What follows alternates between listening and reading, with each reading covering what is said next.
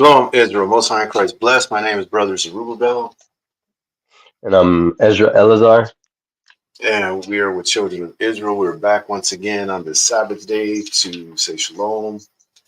Blessed Sabbath to everyone. Um, we're back again to bring out another lesson to the body of Israel. Um, this topic we're going to be going over today it's a fun topic. You know what I mean? I like. Dealing, with this topic, this type of things. Um, it's a controversial topic, between Israelites and and Christians. A lot of Christians don't seem to understand. Actually, the majority of Christians don't seem to understand that the Bible talks about these things. We're going to go over many precepts today that will prove that. The Bible refers to what we they used to call UFOs. Now they call them UAPs, but in the Bible they are actually called the Chariots of God. So we're going to go through. We're going to uh, prove to you that the Bible speaks about uh, these objects that are seen in the sky. These objects have been being seen in the sky for a long time, and it's just now that the governments are finally, coming out and starting to give what they call disclosure about the lies that they've been covering up.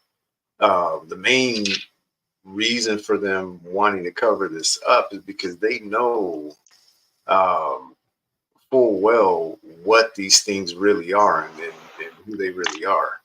Um, they just don't want us to know because they Right. can't us or the masses know what is really going on up there in the sky. Um, these so-called UAPs, UFOs, these are the chariots of the Most High. We're gonna go through. We're gonna show you. We're gonna do the precepts. Um, that pillar of a cloud that led the children of Israel out of Egypt was a chariot of the Most High. It was what you would call a bona fide UFO UAP, so-called mothership, is what led us out of Egypt or led our people out of Egypt. And we're gonna, cover that also. Um, and this subject had been a what you would call a taboo subject for a long time. Some of you that may watch this channel may have seen uh, things going on in the sky. You may have looked up and seen stuff going on up there that you can't explain. Uh, I've seen a lot of crazy Hmm. stuff up in the skies, and it goes all the way back to when I was a kid and younger. I've been seeing these things up in the sky, and I'm not talking about just little. I've seen everything from clear cut, clear, what you would call UFOs to moving stars up in the skies. I could tell you a lot of stories of of things that I've seen that I've never really talked about. Well, we've done tabernacles. I've talked about them with Ezra. I've talked about them with my wife. In fact, my Hmm. wife.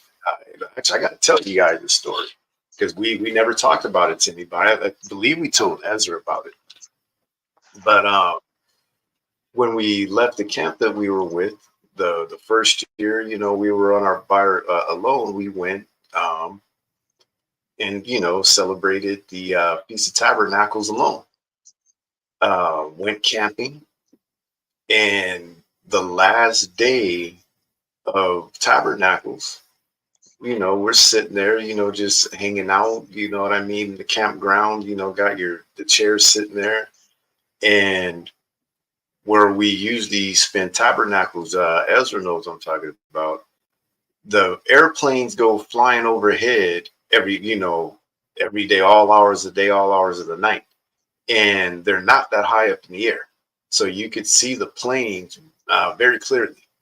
Uh, you could basically read the like JetBlue or whatever the name of the Mm-hmm. plane is, because they're so low. Um, this was in 2017, I believe it was. So we're sitting there, planes going overhead, and we look up, and those Tic Tac UAPs that they came out, and the government gave disclosure about these UAPs that they called them that look like Tic Tacs.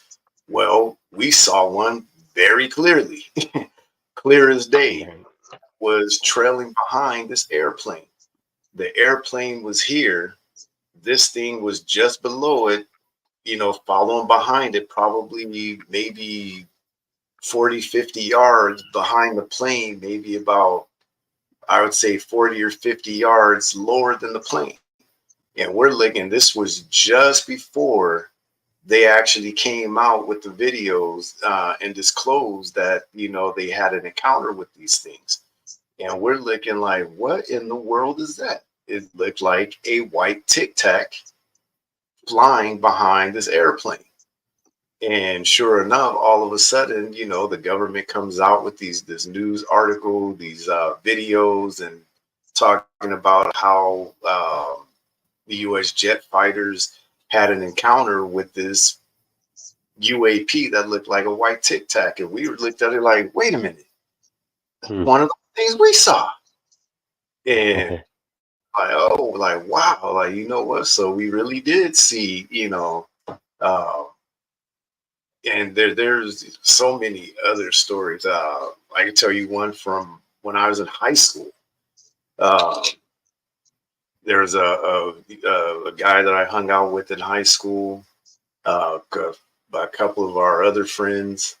Uh, there was a park that was kind of like up on a hill. That was there was like a main road. There was like this wash, and then our high school.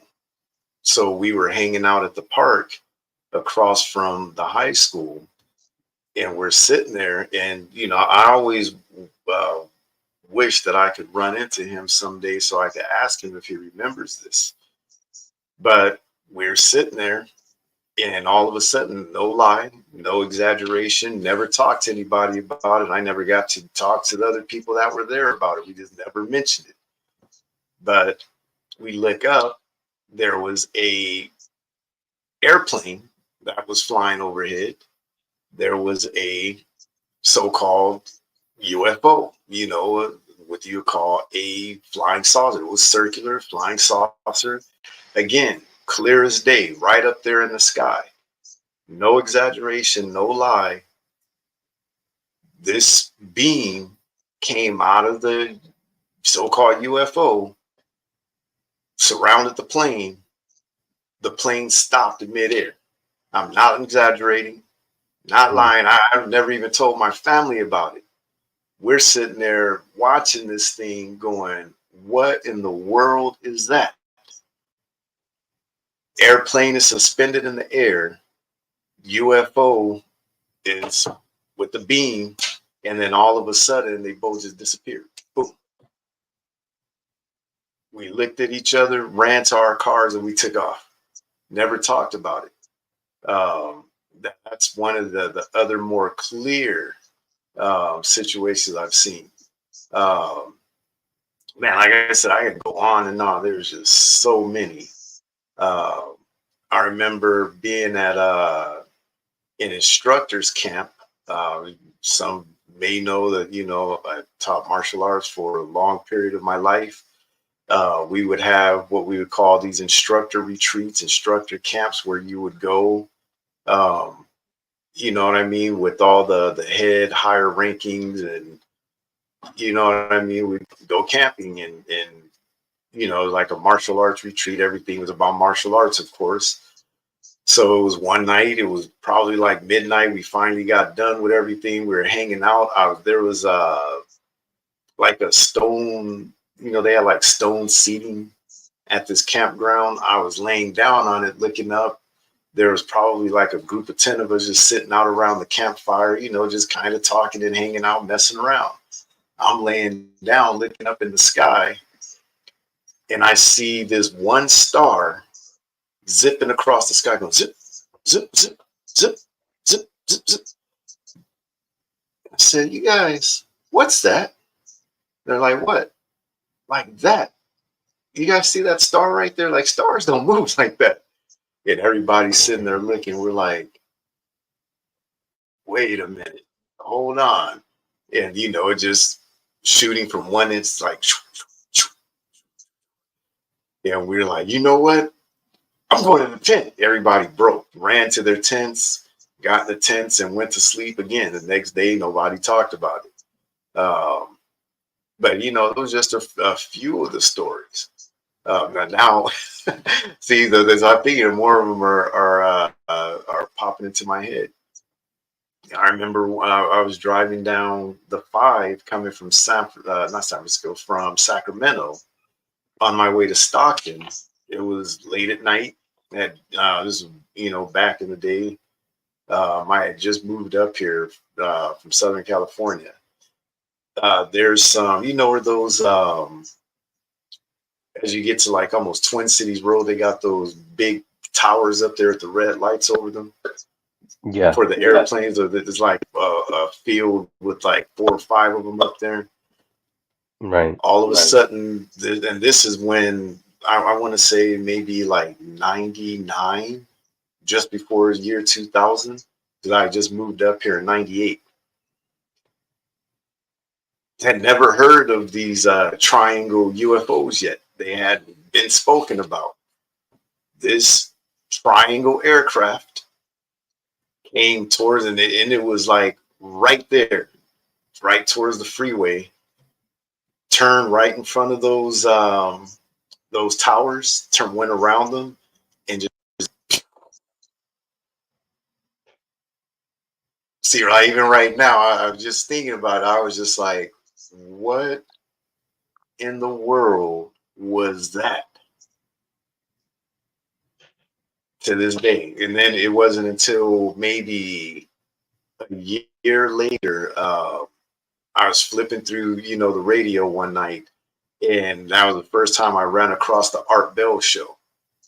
Because they started like, yeah, we're going to get into these UFOs and these triangular and I'm like, wait a minute, they're talking about UFOs on the radio? And that was my first introduction to listening to the Art Bell show. And, he would talk about this stuff. And that's where I found out what I saw was one of those triangular so-called UFOs. Like I said, I could just go on. There's just so many situations, and he knows that almost every year when we do tabernacles out there, we see what they claim are satellites. Some of the things we've seen out there, you know what I mean? With these stars moving around and making 90-degree turns and all kinds of crazy stuff out there. So these things are real. The government is finally somewhat acknowledging it, and we're going to talk about it because the Bible speaks on it. The Bible talks about it, and that's where again our people need to be retaught about the scriptures and about the things that are written in the scriptures. Actually, in fact, I bet people don't know this. Let me share my screen real quick. I'm gonna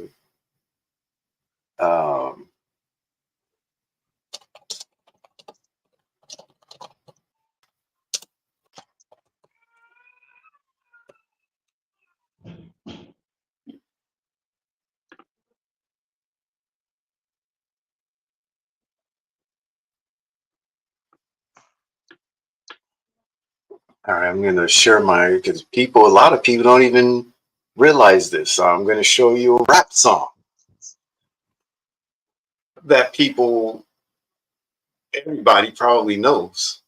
I'm not going to play it. I'm going to go through the lyrics that just about everybody probably knows and had no clue what this song was talking about, because all they were doing was just bobbing their head to the music. And you got to remember, even Tupac warned us about that. Stop just bobbing your head to the beat and listen to the lyrics. Let me Right. share my screen.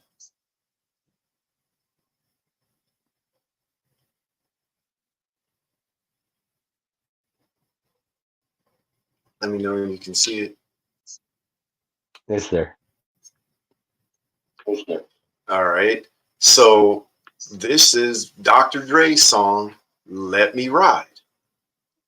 Everybody knows the song, but that part of the chorus that Jewel, that's why it says featuring Jewel, that Jewel was singing, most people never understood what exactly the hook was saying. That's what they call it, the hook. A lot of people had no idea. Now, you know, the song is filled with all kind of profanity and everything. I'm just going to get straight down to it. This is the hook. This is what she was singing. Swing down, sweet chariot, stop and let me ride. A lot of people didn't know that. You know, the old Negro song, slave song, swing low, sweet chariot, coming forth to carry me home. All of these songs were speaking about the chariots of God that you read about in the Bible. And a lot of people don't realize that Jewel um, basically wrote this hook and put it into the song, that most people don't even realize, because when you hear the song and you hear the hook, you really can't tell what the song is saying.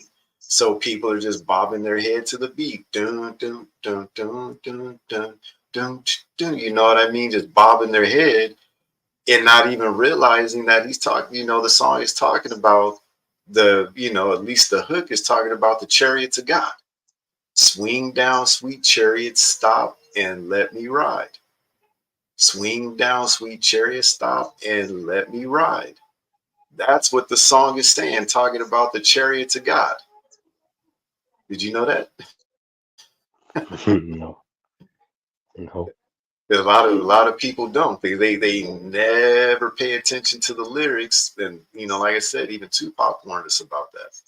That you got to stop and listen to the lyrics when at some point and really figure out what this song is talking about.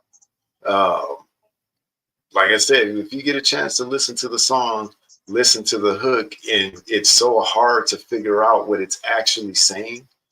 But now that you know what it's saying, it'll make more sense. You're like, oh, that is what she's saying. All right, because she used to be I believe a gospel singer before she went off and started singing backup on a lot of these rap art albums, and went and did her music. But you will find that there are a lot of uh, artists out there, these musical artists and rap artists and things like that. They know somewhat of the truth of who we are, and we're that we're the Israelites and we're the children of God, and some have somewhat of a background in Bible knowledge that they sometimes will subtly uh, put into the songs. And you gotta have eyes to see and ears to hear in order to realize, like, oh, wait a minute, that's talking about stuff from the Bible. All right. That's why, again, our people need to be retaught, because a lot of this stuff in Christianity is being hidden from us. They don't want to talk about this stuff in the Christian churches. They do not want to talk about the UFOs, UAPs, and the deliverance, of God, with the angels and these so-called UFOs, which are the chariots of God. They don't want to talk about that. But you, as an Israelite, you need to be retaught, because a lot of this Bible knowledge, you've not been taught, you've not been told. It's been hidden from you, it's been kept secret. So let's get into the scriptures. Start with Hebrews 5 and 12 through 14 as usual. The book of Hebrews, chapter 5 and verse 12. For when for that time ye ought to be teachers, ye have need that one teach you again, which be the first principles of the oracles of God, and are become such as have need of milk and not of strong meat. For everyone that useth milk is unskillful in the word of righteousness, for he is a babe. But strong meat belongeth to them that are of full age, even those who by reason of use have their senses exercised to discern both good and evil. All right. So again, in order to understand this topic about the chariots of God, and how this all fits in with so-called UFOs, UAP that are seen in the skies today, um, just go along with the lesson, follow the precepts as we go through them, and you'll get a understanding of that. Oh, wow, the Bible does talk about these things. Again, it's been hidden from you. You got to be retaught that strong meat belongs to those that are full age. All right. You got to desire the sincere milk of the word. You got to want to learn. You got to want to know the truth. You know what I mean? If you don't want to know the truth, plug your ears, turn the channel and go, go watch something else. But if you want to know the truth about what those things that they're seeing are up in the sky, then stay tuned. All right, let's go to First Peter 2 and 2. The book of First Peter, chapter 2 and verse 2. As newborn babes, desire the sincere milk of the word, that ye may grow thereby. So you got to become as a newborn babe. We've got to humble ourselves down as little children and be willing to be retaught. We got to let go of pride. You got to let go of anything and everything you think you thought you knew in order to get the understanding of these scriptures. All right. So what we're going to start off with, number one, is for you to understand that when you go into the book of Exodus and you read about Moses, our forefather Moses, who was adopted by the Egyptian Pharaoh's daughter. She took him on as her son. As you would see, what happened was the decree was given that all the male Hebrew children were supposed to be killed because there was this prophecy about this child that was going to be born. So in order to try and keep that from happening, the Pharaoh gave a decree that all the firstborn children of the Hebrew women were supposed to be murdered, just kind of like what they're doing today. Same thing. They've always tried to keep us from growing as a people. All right. So as you know, Moses' mother put him in a little basket thing, put him in the river. As he was floating down, the Pharaoh's daughter, who was going out to bathe or what have you, saw it, and took him on and adopted him. He became, the son, basically you know, in reality, you would say he was the grandson of the Pharaoh, but um, sometimes in the scriptures, it's referred to as the son of the Pharaoh. But he had a very high position in Egypt. He was well known, had power and prestige, just like any kid of who comes from royalty. He gave all that up in order to return back to his people, in which he was chosen to lead his people out of the captivity of Egypt. As you read through, and you will hear about this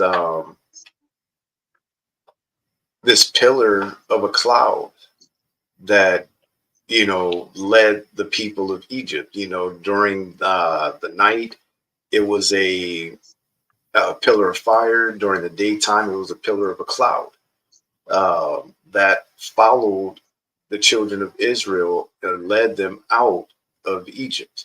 Okay, led them through the wilderness. And like I said, we're gonna show you. We're gonna prove it to you.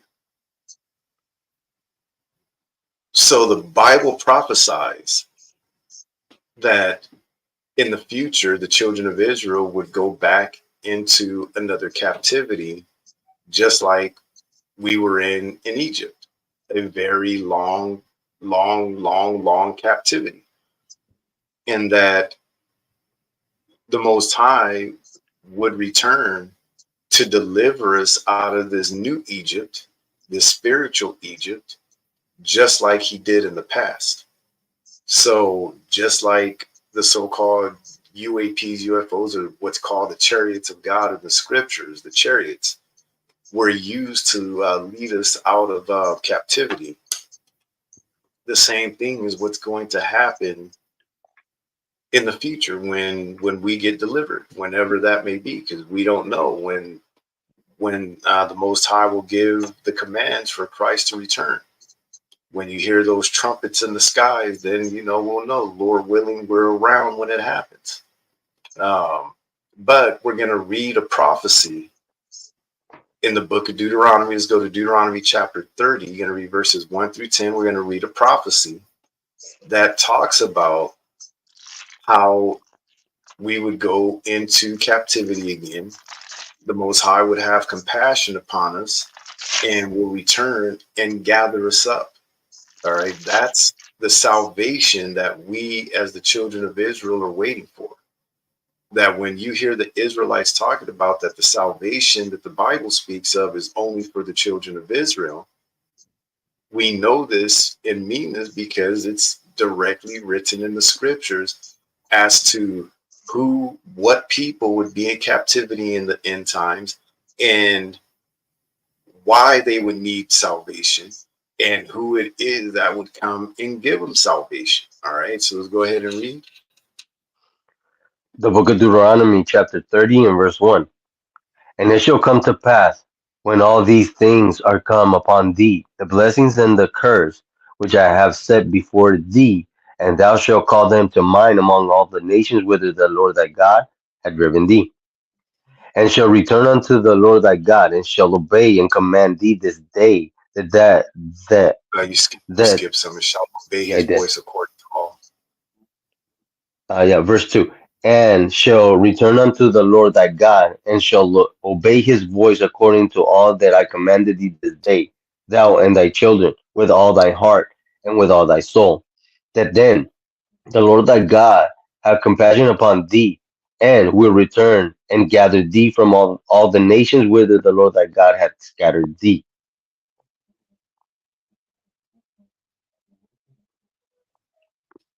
You're going to Keep read going. up to verse 10. I'm sorry. Oh, up to verse 10.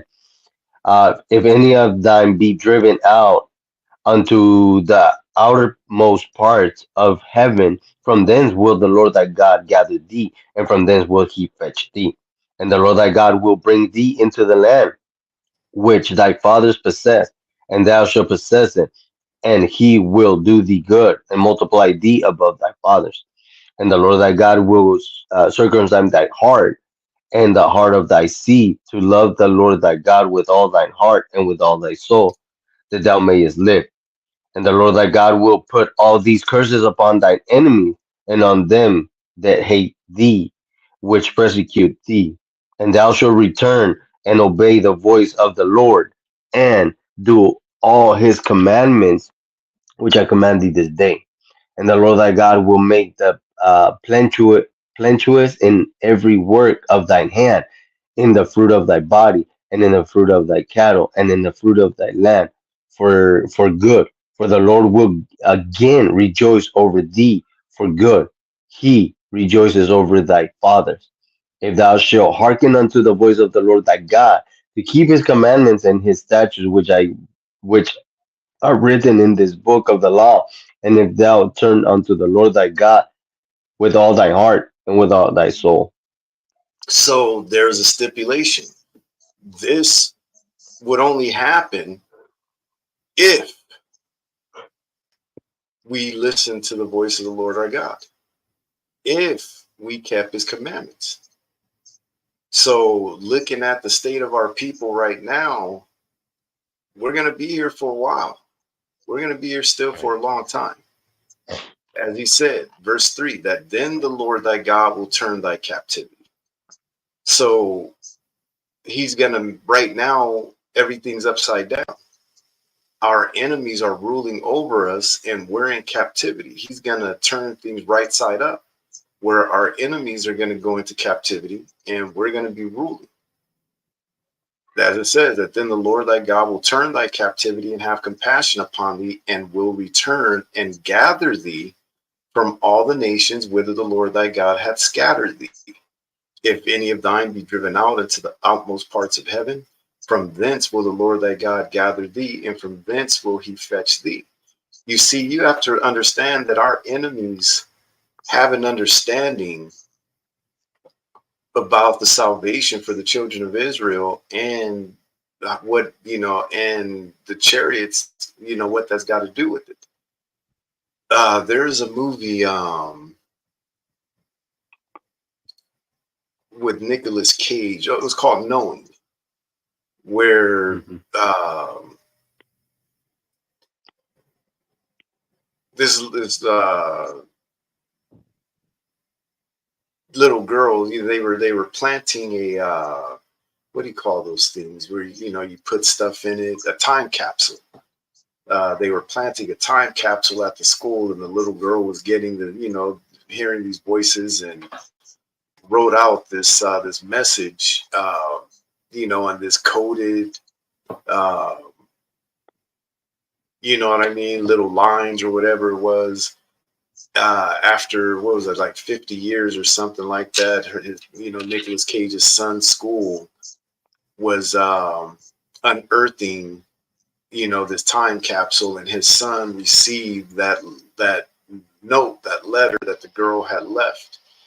And so he started hearing the same voices, and basically, eventually, at the end of the movie, it was basically, trying to show that the angels, came to save, and it was little white kids.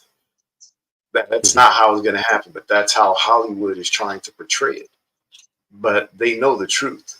You know what I mean? They know that the real children of Israel are going to be get salvation. They're going to be saved. They're going to be taken up by these chariots, by these so-called UAPs, UFOs.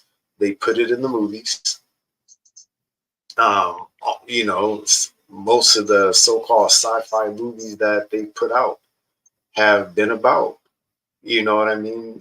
These so-called UFOs appearing, which they know they've got it out of the Bible. Back in the day, the movie that came out, I believe, is 1994, with Will Smith, Independence Day.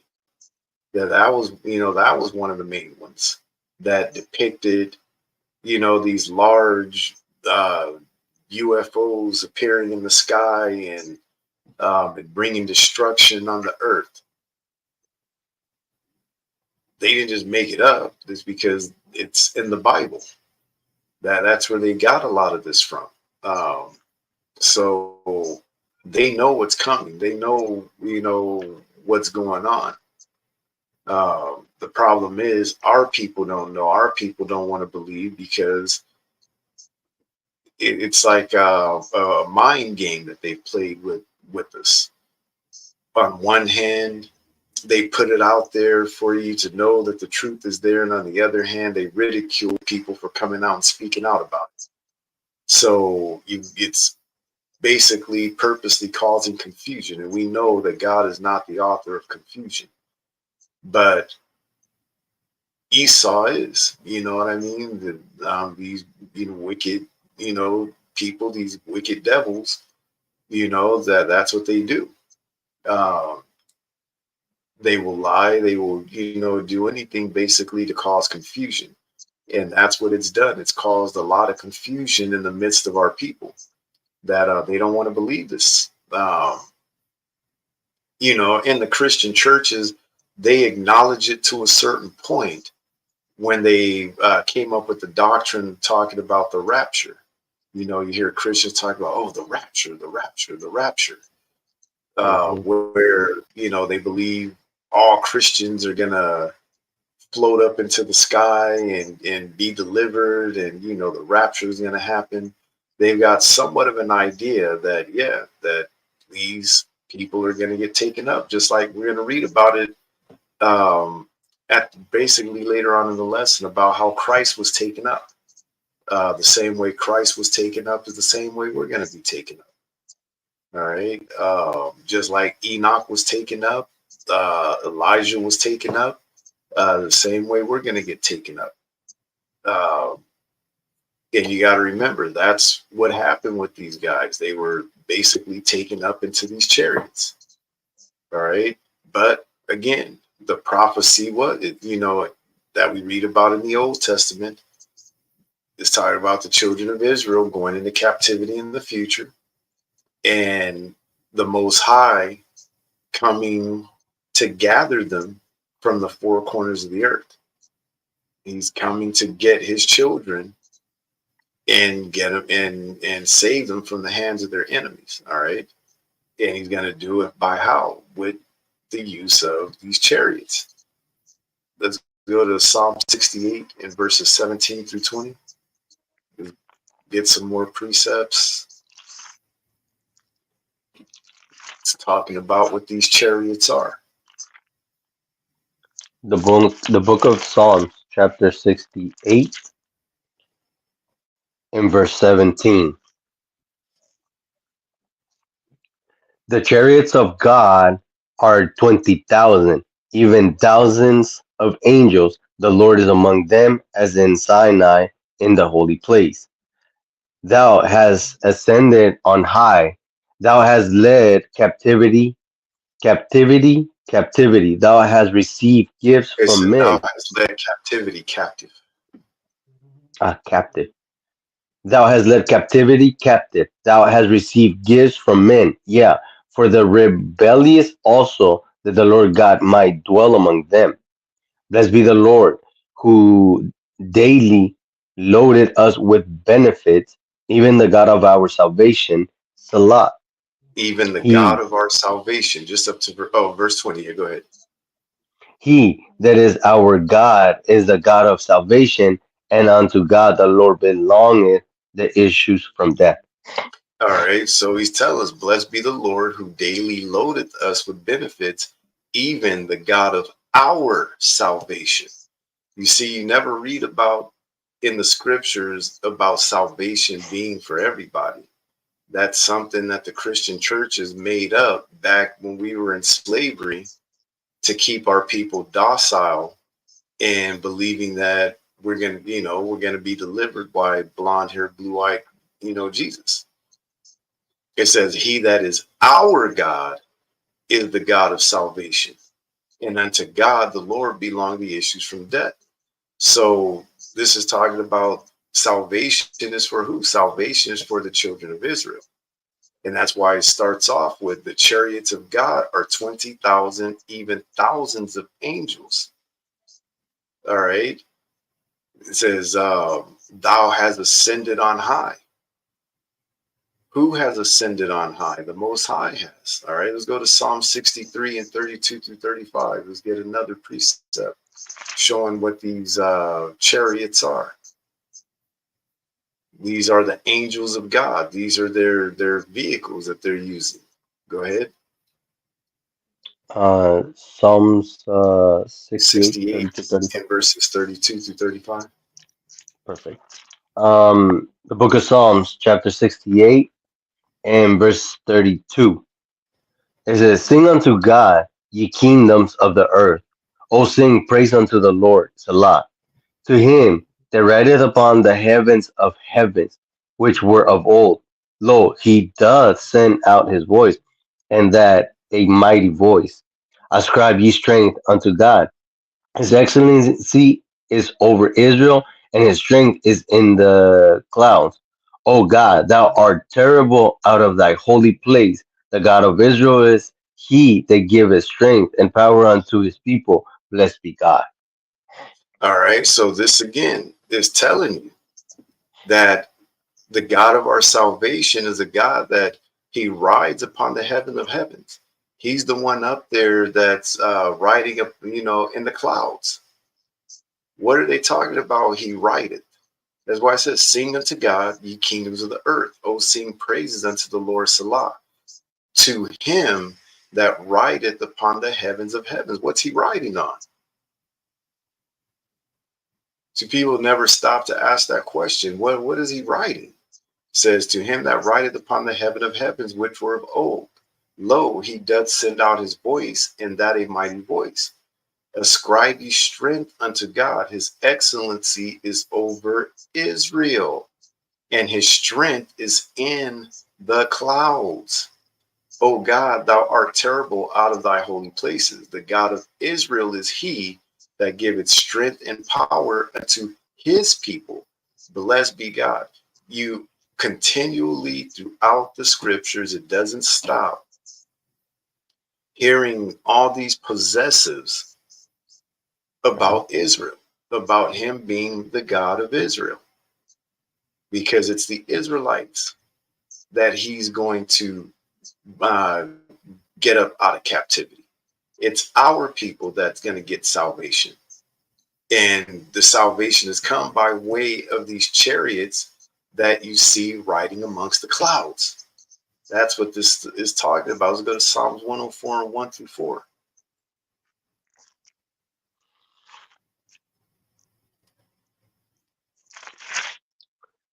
The book of Psalms, chapter 104 and verse 1. Bless the Lord, O my soul. O Lord, my God, thou art very great. Thou art clothed with honor and majesty. Um, who covereth thyself with light as with a garment, who stretcheth out the heavens like a curtain, who layeth the beams of his chambers in the waters, who maketh the clouds his chariot, who walketh upon the wings of the wind, who maketh his angels spirits, his ministers a flaming fire. All right. So again, you got to listen real carefully as to what these precepts are saying. Bless the Lord, O my soul. O Lord, my God, thou art very great. Thou art clothed with honor and majesty. Why coverest thyself with light as with a garment? Who stretchest out the heavens like a curtain? Who layeth the beams of his chambers in the waters? Who maketh the clouds his chariot? Who walketh upon the wings of the wind? Who maketh his angel spirits, his ministers, a flaming fire? So again, this is alluding to the fact that the Most High and his angels are up there in the skies. The clouds are their chariots.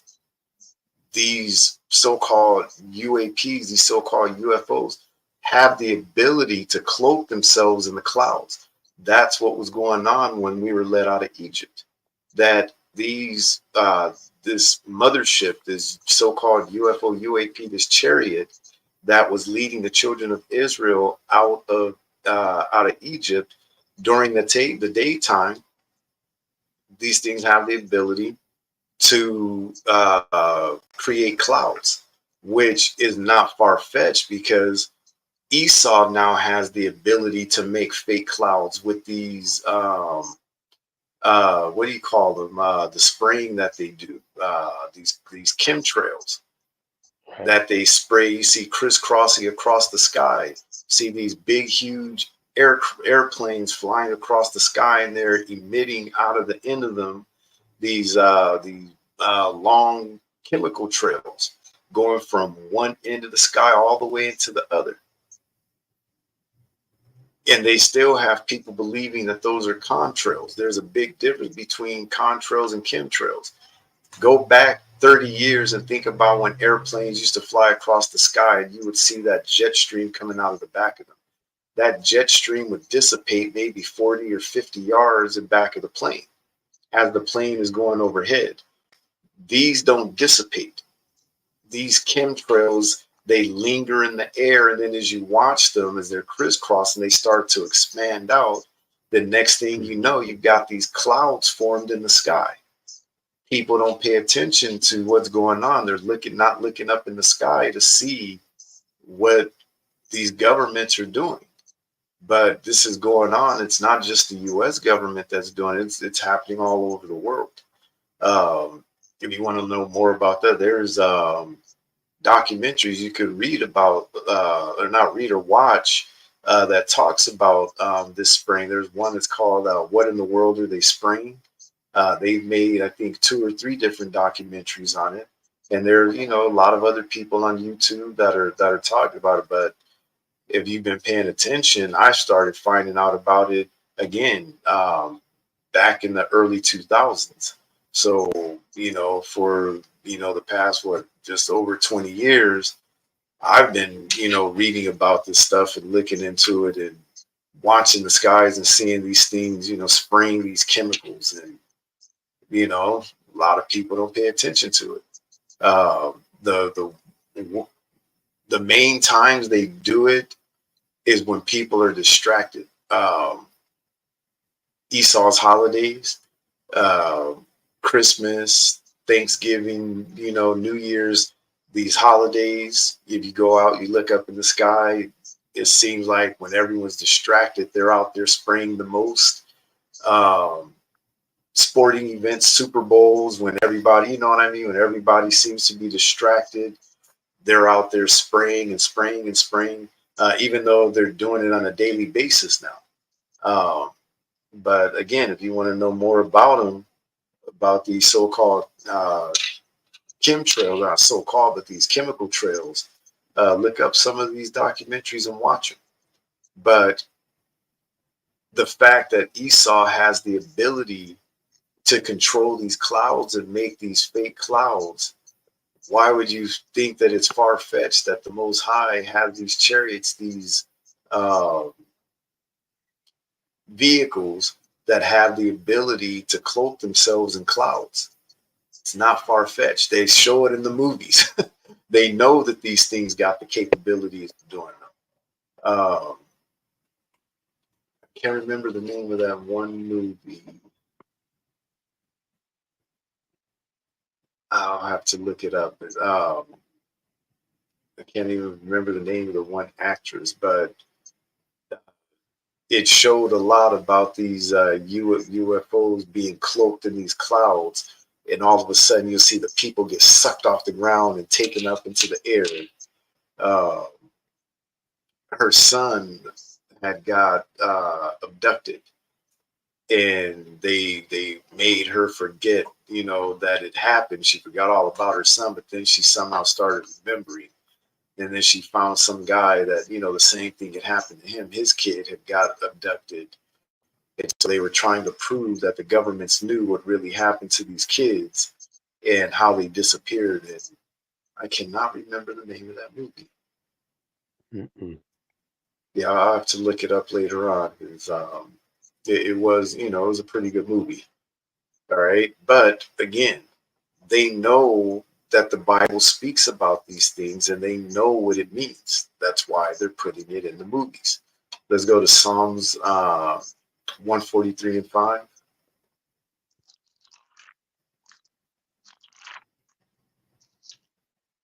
The book of Psalms, chapter 143, and verse 5. I remember the days of old. I meditate on all thy works. I I muse on the works of thy hands. So it says, I remember the days of old, which we all need to do. The scriptures tells us all the time that we need to remember the old days, the times of our forefathers. Because if we allow ourselves to forget, we'll never be able to teach our children and their children's children about these things that went on. Imagine if us Israelites were not studying the scriptures to bring this truth out to you so that you can understand what's really going on in these scriptures and what that has to do with us today. We have to go back into the history and remember the days of old. We got to remember about our God giving salvation to our people and bringing our people up out of these captivities. The whole world knew, at the whole known world at that time knew how the children of Israel were saved out of Egypt by their God. And the fame of how it happened spread throughout the earth. Everybody knew. And, the same thing's going to happen again. Everybody's going to know because everybody's going to see it. Everyone's going to be looking up in the skies and watching when Christ comes back. And they see, Christ and the angels appear in these so-called UAPs to deliver the children of Israel. Let's go to Isaiah 63 and verses 7 through 14.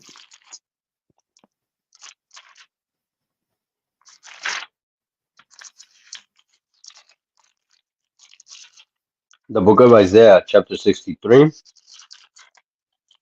and verse 7. I will mention the loving kindness of the Lord and the praises of the Lord according to all that the Lord had bestowed on us, and the great goodness towards the house of Israel, which he had bestowed on them according to his mercies and according to the multitude of his loving kindness. For he said, surely they are my people, children that will not lie. So he was their savior. In all their afflictions he was afflicted, and the angels of his presence saved them. In his love and in his pity he redeemed them, and he bare them and carried them all the days of old. But they rebelled and vexed his Holy Spirit. Therefore he was turned to be their enemy, and he fought against them. Then he remembered the days of old, Moses and his people, saying, where is the sea with the shepherds of his flock? Well, where Where is is he that brought them up out of the sea with the shepherd of his flock? where is he that brought them up out of the sea with the shepherds of his flock?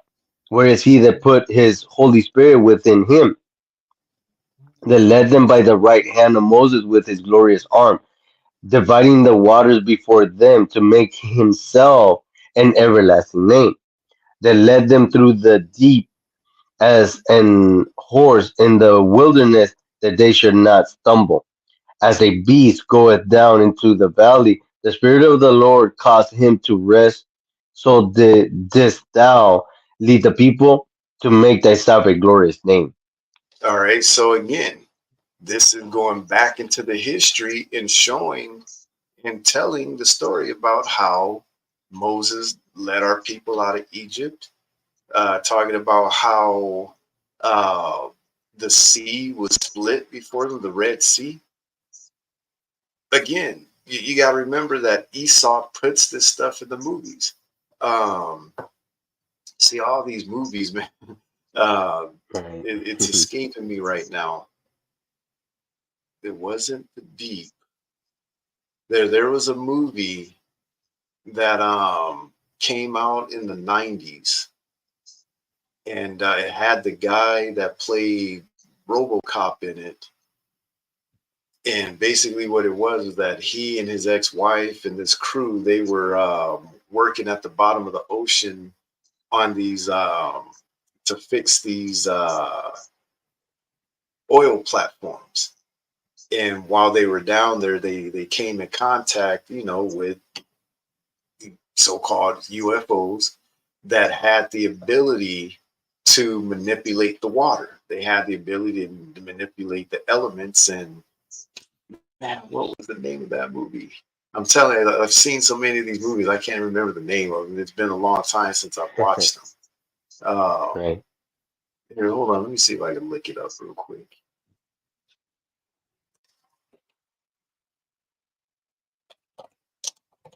I'll look up RoboCop and get his name. I think it's Peter Weller or whatever, something like that in the original RoboCop.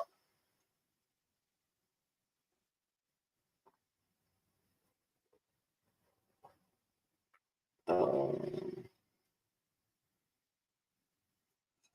yeah, his name is Peter Weller. Yeah.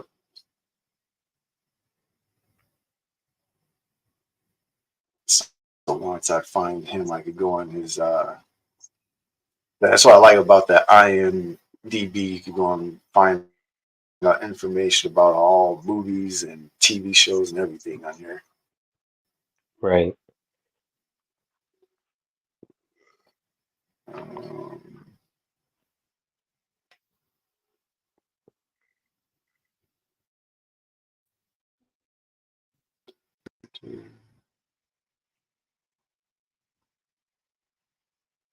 I didn't even know he was still playing and stuff. That's crazy.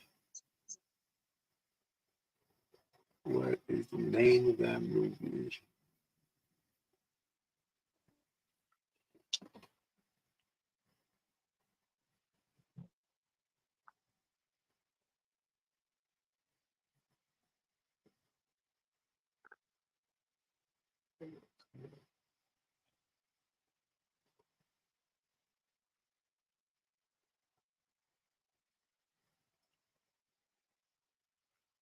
He played Leviathan.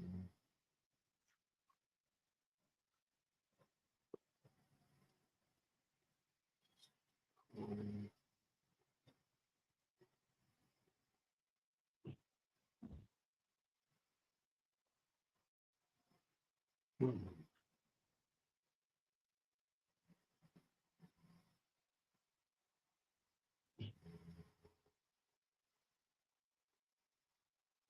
Maybe he wasn't the one that played him. I thought it was him. Hold on.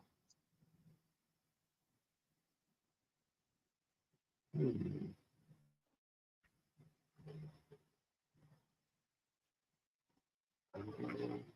You try.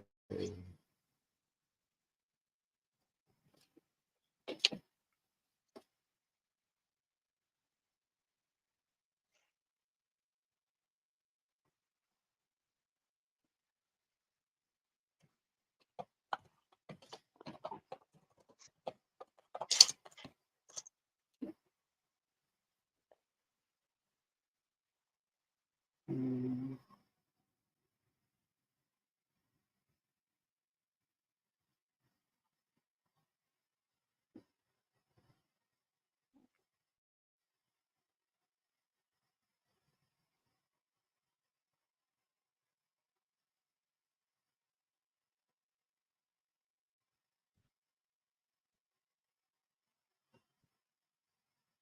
Oh, wow.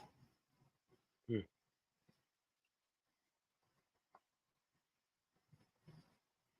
And the name of the movie is not popping in my head.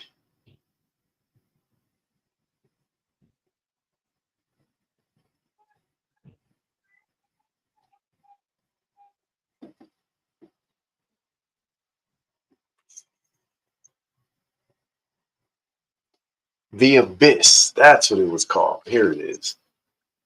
The Abyss.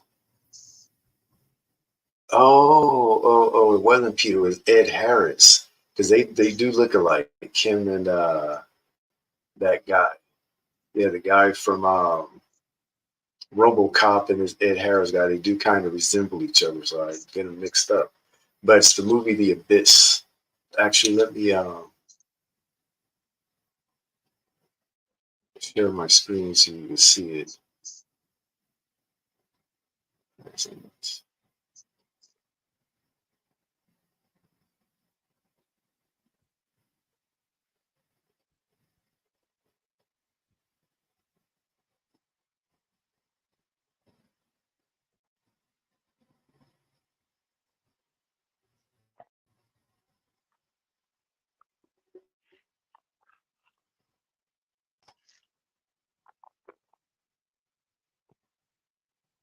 Can you see it? Yep. Mm-hmm. All right. So just a little synopsis of what the movie says. The inhabitants of an experimental undersea drilling platform discover an alien intelligence while attempting to salvage a sinking submarine. The designer of the platform, Dr. Lindsay Bringman, Mary Elizabeth Mastrotonio, volunteered for the salvage mission despite the presence of her soon-to-be ex-husband, Virgil Bud Brigman, Ed Harris. Their relationship is tested through various crises related to the underwater alien presence. But you can see, man, what happened? I didn't touch anything, and it jumped on me. Let me go back. Here we go. But you can see how, these so-called aliens had the ability to manipulate the water. If you've never seen it, go and watch it. It was just showing where it's playing. Let me go back and see, because I know it said Hulu, where you can go and watch it. The Abyss. And now I was not showing it all of a sudden.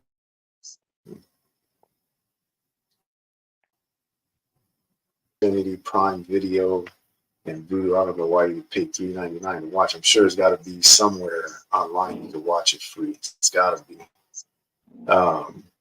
But it's a pretty good movie. It's a long movie, but it's pretty good. Let me go to YouTube. Let me see if I can find a clip of it.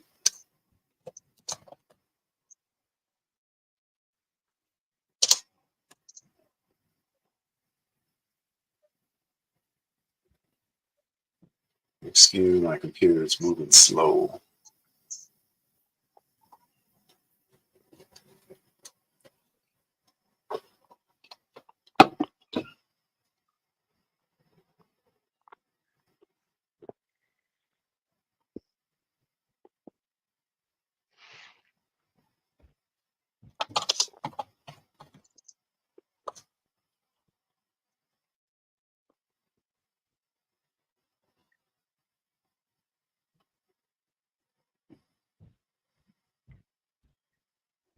You could also watch it on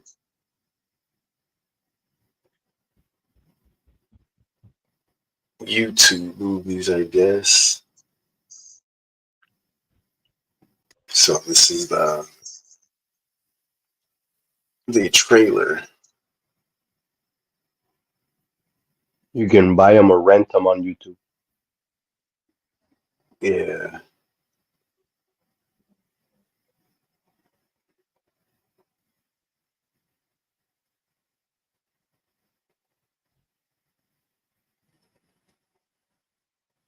Yeah, so he's the same guy that created Avatar.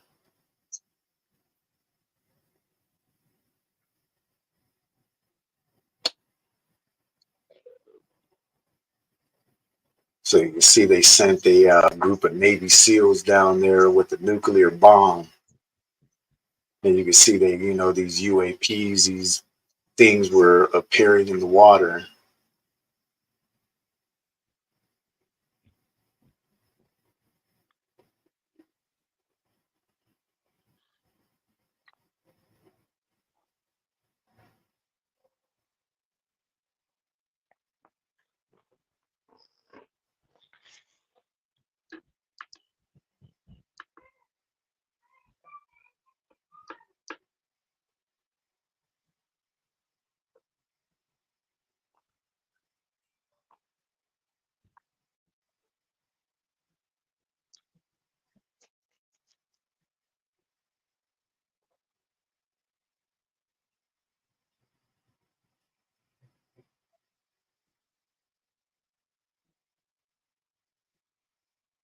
And, and of course they got to make the aliens look, you know what I mean, look like creatures. They tell part of the truth in these movies, but you get a chance to watch it. It's called The Abyss. Um, search for The Abyss. They make a new show about it on Netflix.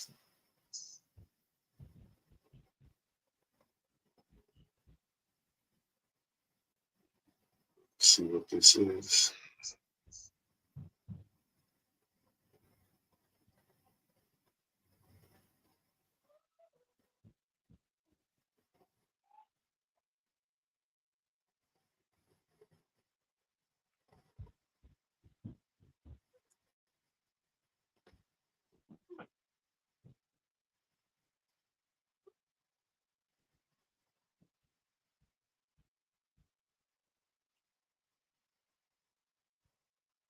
So I guess maybe they've made a remake, but instead of making it underwater, they've made it underground.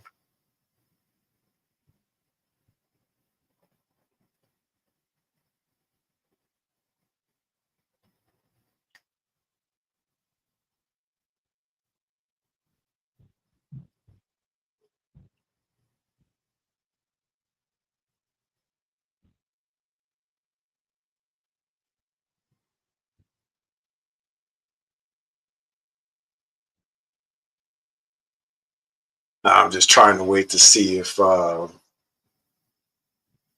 some UFO comes popping up out of there that's what caused it. But they're gonna leave you hanging, of course. So maybe you'll look for that later. Um,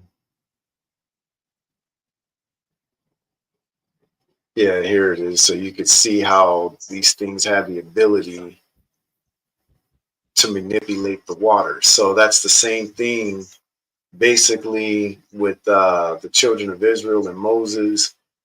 When you read about the Red Sea being parted, Esau knows that this is what transpired. Like I said, they put it in the movies, and people just don't pay attention to this stuff.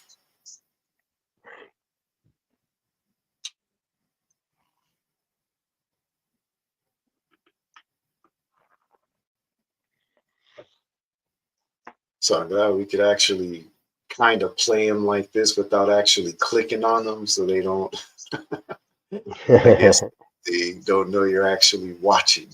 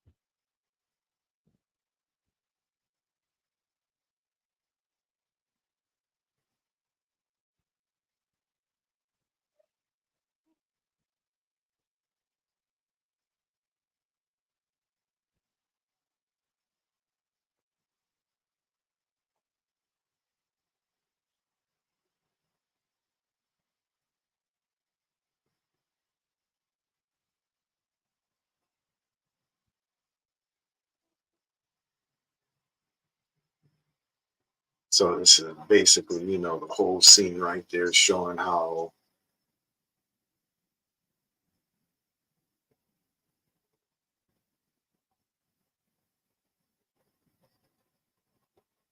and what they were interested in was the fact that these Navy SEALs, when they came on board, they brought this nuclear weapon with them, and they didn't know that they had brought it with them.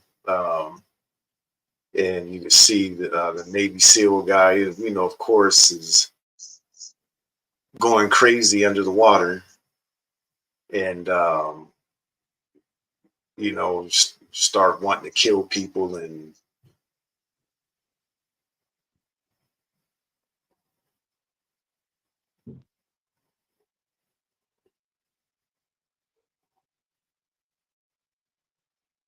all right, so I think you got the idea, though.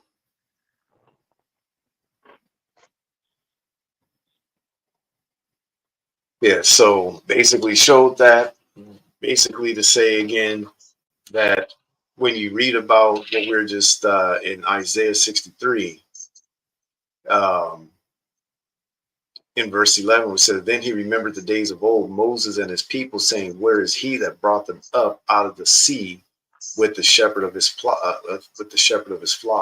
Where is he that put his Holy Spirit within him, that led them by the right hand of Moses with his glorious arm, dividing the water before them to make himself an everlasting name?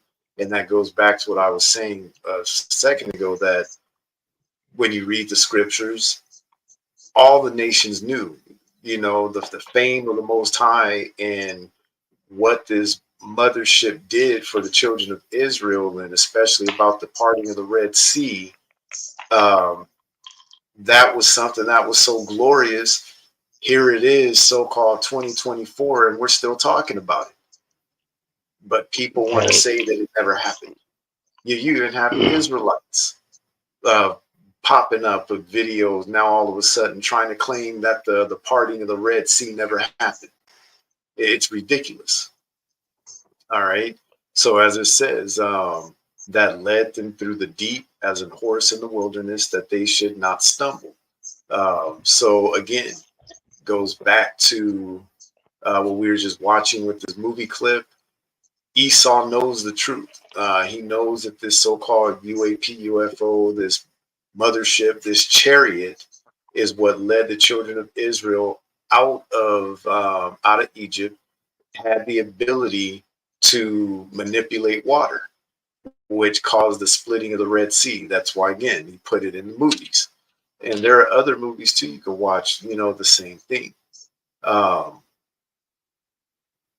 so what we're going to get into next, right now, we're just talking about the days of old and giving some precepts showing that the chariots of the Most High are his angels, that the Most High is riding upon what? He's riding upon the clouds in these chariots. That's what they are. They're so-called UFOs, UAPs, what they're calling them today.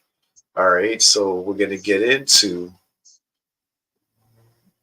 the deliverance by the chariots of God during the days of old. We just read about it a little bit, talking about Moses and how Moses led the children of Israel out of Egypt. Um, we're going to get more into it because when you read the scriptures, you do read about these chariots that delivered the children of Israel. All right. So we're going to start off with this part of the lesson in the book of Exodus. So we're going to go to Exodus chapter 3. You're going to read verses 2 through 4. The book of Exodus, chapter 3, and verse 2. And the angels of the Lord appeared unto him in a flame of fire out of the midst of a bush. And he looked, and behold, the bush burned with fire, and the bush was not consumed. And Moses said, I will now turn aside and see this great sight, why the bush is not burnt. And when the Lord saw that he turned aside to see, God called unto him out of the midst of the bush and said, Moses, Moses. And he said, Here am I. All right, so what we're reading about right now is when you read the beginnings of the book of Exodus, and the Most High, which was Christ, who was speaking to Moses out of the bush, appeared to him and started talking to him out of the bush. What the reason we're bringing this up is to show you that the Most High will do things 2, 3 different times, excuse me, throughout our history to show us that no, it just wasn't a one-time occurrence. Okay, so this thing that happened with the Most High speaking to Moses out of the bush didn't only happen with Moses, it happened another time. And I want to show you this because that's the same thing that's going to happen when we get delivered out of here. So the same thing that happened in the past, the days of old, is what's going to happen in the future. The same way the chariot brought us up out of Egypt in the days of old, the Most High is going to do the same thing again. Just like he talked to Moses out of the burning bush, is the same way what we're going to read about right now that he spoke to Ezra, which you read in Esdras. Esdras and Ezra are the same person. So we're going to go to the book of Second Esdras, chapter 14, going to read verses 1 through 6. The Most High does things sometimes over and over again to try and show us that, hey, look, here am I. I'm here. This is me. This is what I did. Um,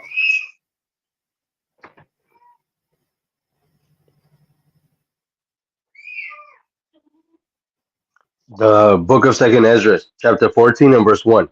And it came to pass upon the third day, I sat under an oak, and behold, there came a voice out of a bush over against me, and said, Esdras, Esdras.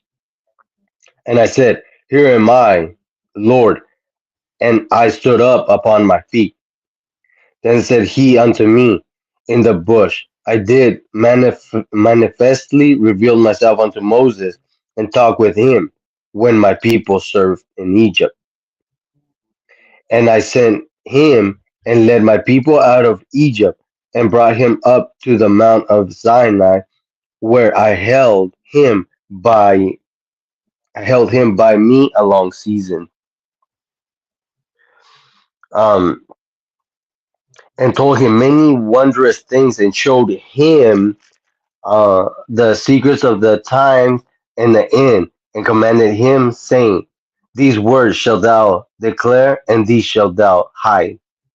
And So now I say, basically, what's happened just up to verse 6. So the angel appeared to Esdras in a bush, just like he did with Moses. And what he was telling Esdras was the story of what happened in Egypt. As he says, and it came to pass upon the third day, I sat under an oak, and behold, there came a voice out of a bush over against me, and said, Esdras, Esdras. Same thing that happened with Moses. Moses, Moses. We just read it in Exodus. Exodus 3 and 4 again. And when the Lord saw that he turned aside to see, God called unto him out of the midst of the bush and said, Moses, Moses. And he said, Here am I. So you see the exact same thing happening again with Esdras. It says, and I said, Here am I, Lord. And I stood up upon my feet. Then said he unto me, In the bush I did manifestly reveal myself unto Moses, and talked with him when my people served in Egypt. And I sent him and led my people out of Egypt, and brought him up to the mount of where I held him by me a long season. Remember, Moses was up on the mount for 40 days and 40 nights. It says, and told him many wondrous things, and showed him the secrets of the times. So while Moses was up there on the mount, the Most High showed him everything that was going to go on with our people throughout the times, even up until the days of old, which is today. The latter days, or which are the later days, the later times, which we're living in right now. So you got to imagine that while Moses was up there on the mount, remember, when you go back and read about the Most High speaking to the children of Israel, when you read Exodus 19, you read Exodus 20, when he spoke the 10 commandments to the children of Israel, that the children of Israel were afraid. Why were they so afraid? Because here was this big old huge mothership over the mountain with this thundering and lightning and all these lights and flashing, and you know what I mean? They were petrified. And then this voice coming out, speaking to them. They were petrified. All right. It was a chariot. So where was I at? It says, and I sent him and led my people out of Egypt, and brought him up to the mount of where I held him by me a long season, and told him many wondrous things, and showed him the secrets of the times and the end, and commanded him, saying, These words shalt thou declare, and these shalt thou hide. So there's some stuff that was probably so bad that was going to happen that he told Moses, I don't even want you to tell them about this. I don't even want, these things hide. All right. So there is some stuff that's been hidden from us. All right. But again, the angel appeared to Esdras in the bush, just like Moses had Christ appeared before him in the midst of a burning bush. All right. Let's go to Exodus chapter 14 and verses 19 through 20.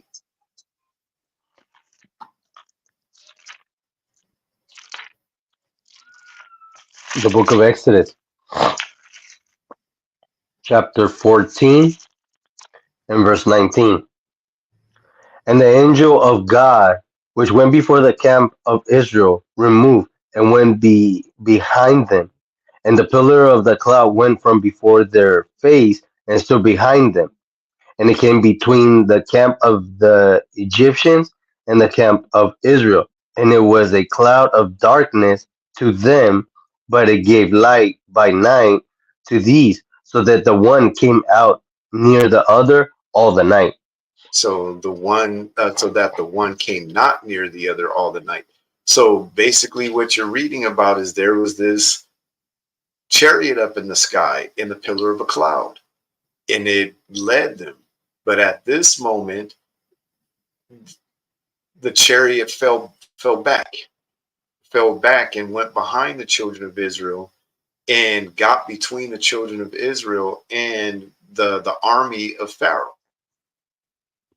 All right. So, and then when you look at stories today about um, these so-called UFOs, UFPs from today, these sightings that people have, and they talk about how they have the ability to have these, these lights that are just so bright that they could light up the sky like the sun, or they could create complete darkness. Have these abilities. All right, so that's what was going on. You had this chariot, which was in the pillar of a cloud, following the children of Israel, and it was helping them along as they went on their journey. One we just read about earlier about the parting of the Red Sea. Here it is that basically creating a barrier between the Pharaoh's army and the children of Israel. All right, let's go to Exodus 23.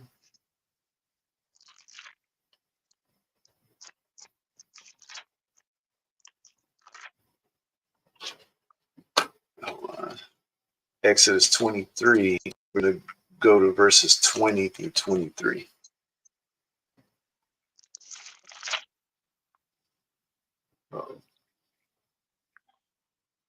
The book of Exodus, chapter 23, and verse 20. Behold, I send an angel before thee to keep thee in the way, and to bring thee into the place which I have prepared. Beware of him, and obey his voice. Provoke him not, for he will not pardon your transgressions, for my name is in him. But if thou shalt indeed obey his voice, and do all that I speak, then I will be an enemy unto thine enemies, and an adversary unto thine adversaries. For my angels shall go before thee, and bring thee into the Amorites, and the Hittites, and the Perizzites, and the Canaanites, and the Hivites, and the Jebusites, and I will cut them off. And I will cut them off. So he's letting them know that this angel is going to go before you to keep thee in the way and to bring thee into the place which I have prepared. So this angel that's going before them is what? In a pillar of a cloud by the day, and in a pillar of fire, which was a pillar of light at night. That's how they would have to, describe it. It wasn't an actual fire, but as far as what they would know of light, that's the only way to describe it. It was like fire. All right. Let's go to Numbers 14 and verse 14.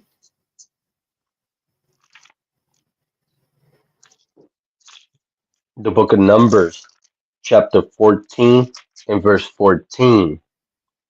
And they will tell it to the inhabitants of this land, for they have heard that thou,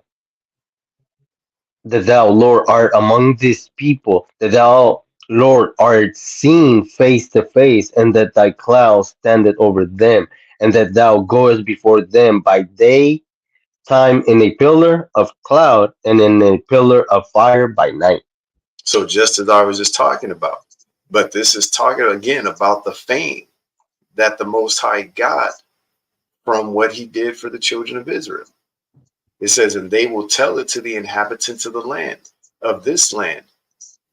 The whole known world knew about this deity, this God, this that led the children of Israel out of Egypt. It spread abroad. Just think, and that happened without the internet. You know what I mean? Back then, they didn't have no internet. Today, if a UFO appears in the in the sky today, it's on YouTube tomorrow. And, Right. we'll get millions of views. People will watch it and it'll spread like wildfire. So imagine this thousands of years ago without no telephones, without no news coverage, without no internet, you know what I mean? No social media, no TikTok, there's no YouTube, but somehow the news spread from nation to nation to nation about how the children of Israel got delivered out of Egypt by this thing that was up in the clouds, that was up in the sky, that went before them in a pillar of a cloud by day and in a pillar of fire by night. That's what this is talking about. All right, let's go to Exodus 40 and 35 through 38.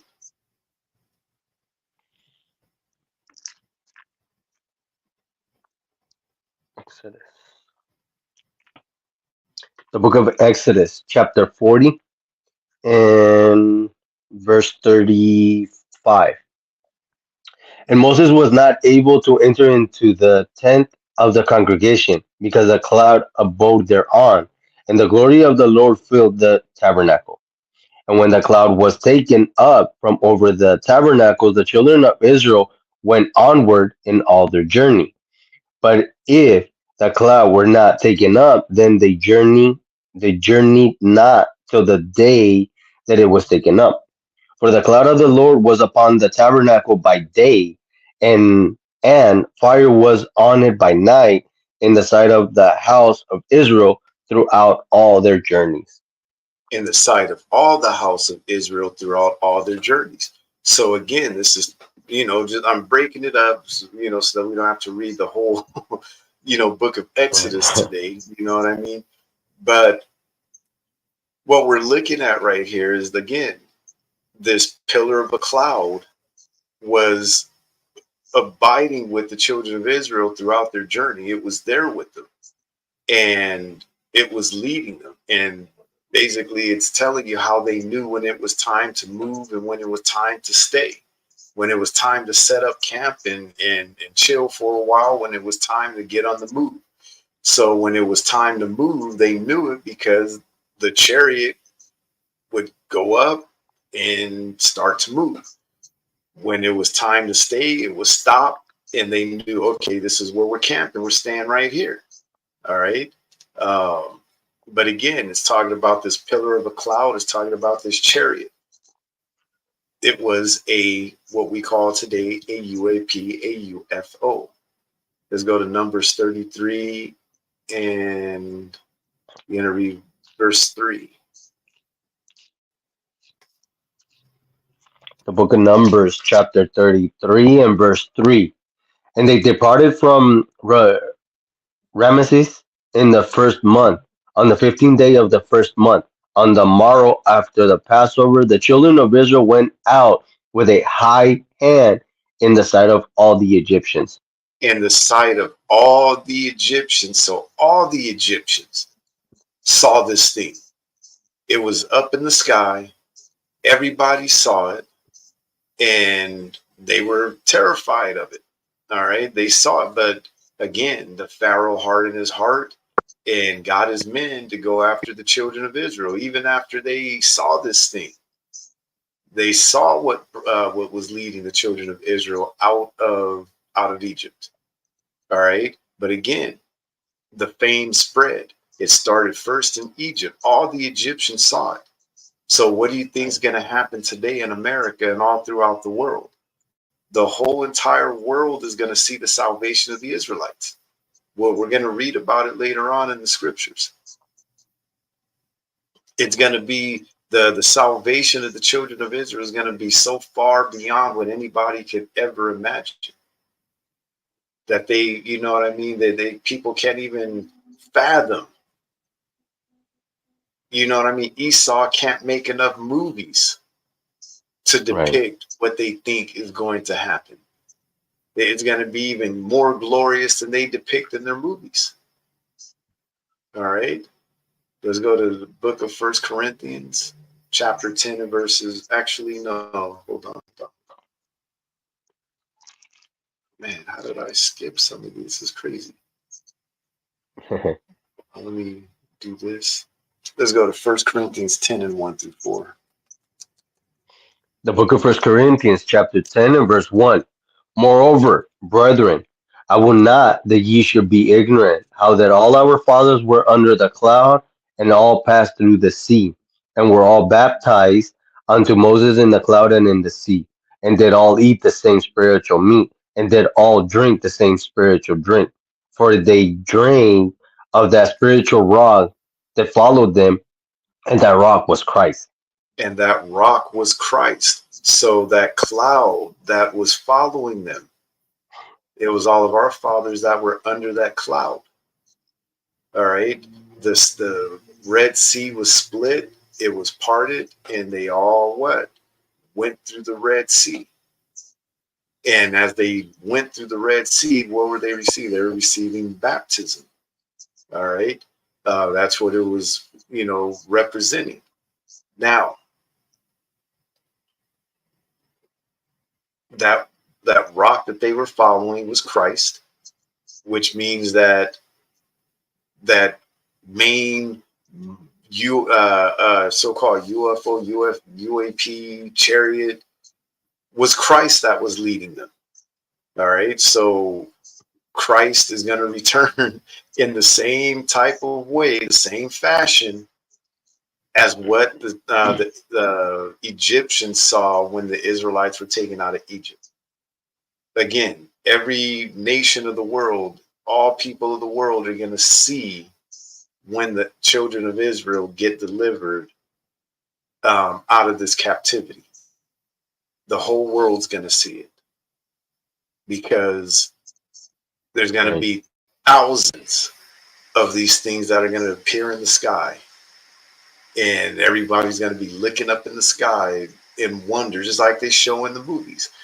Go watch the movie with Tom Cruise. What was it? War of the Worlds, and some of the other ones where they show these so-called UFOs appearing in the sky. And what was it? Back in the 80s, they had the TV show V. Then they made a remake of it. What was it? In the mid 2000s, I believe it was. They made a remake of the TV show V. If you haven't had a chance to watch that, go and watch that, where they show these UFOs appearing in the sky over all the cities, kind of mimicking the movie with Will Smith, Independence Day. There are so many movies that Esau has made depicting the same thing, but they got it from the Bible. That's where they got it from. All right. So we can see that in the past, in the days of old, the Israelites were delivered by the chariots. All right. Let's go to Nehemiah chapter 9 and verse 28.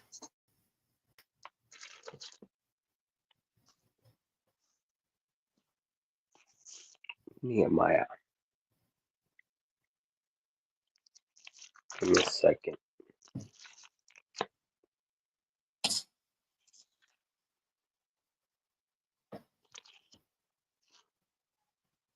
Answer limitations. Oh, I'm lost on Nehemiah. Here we go. Hold on.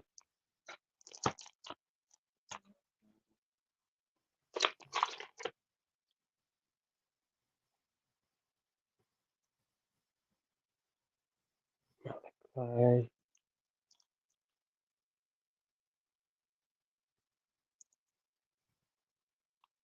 Micah. I can't find Nehemiah today.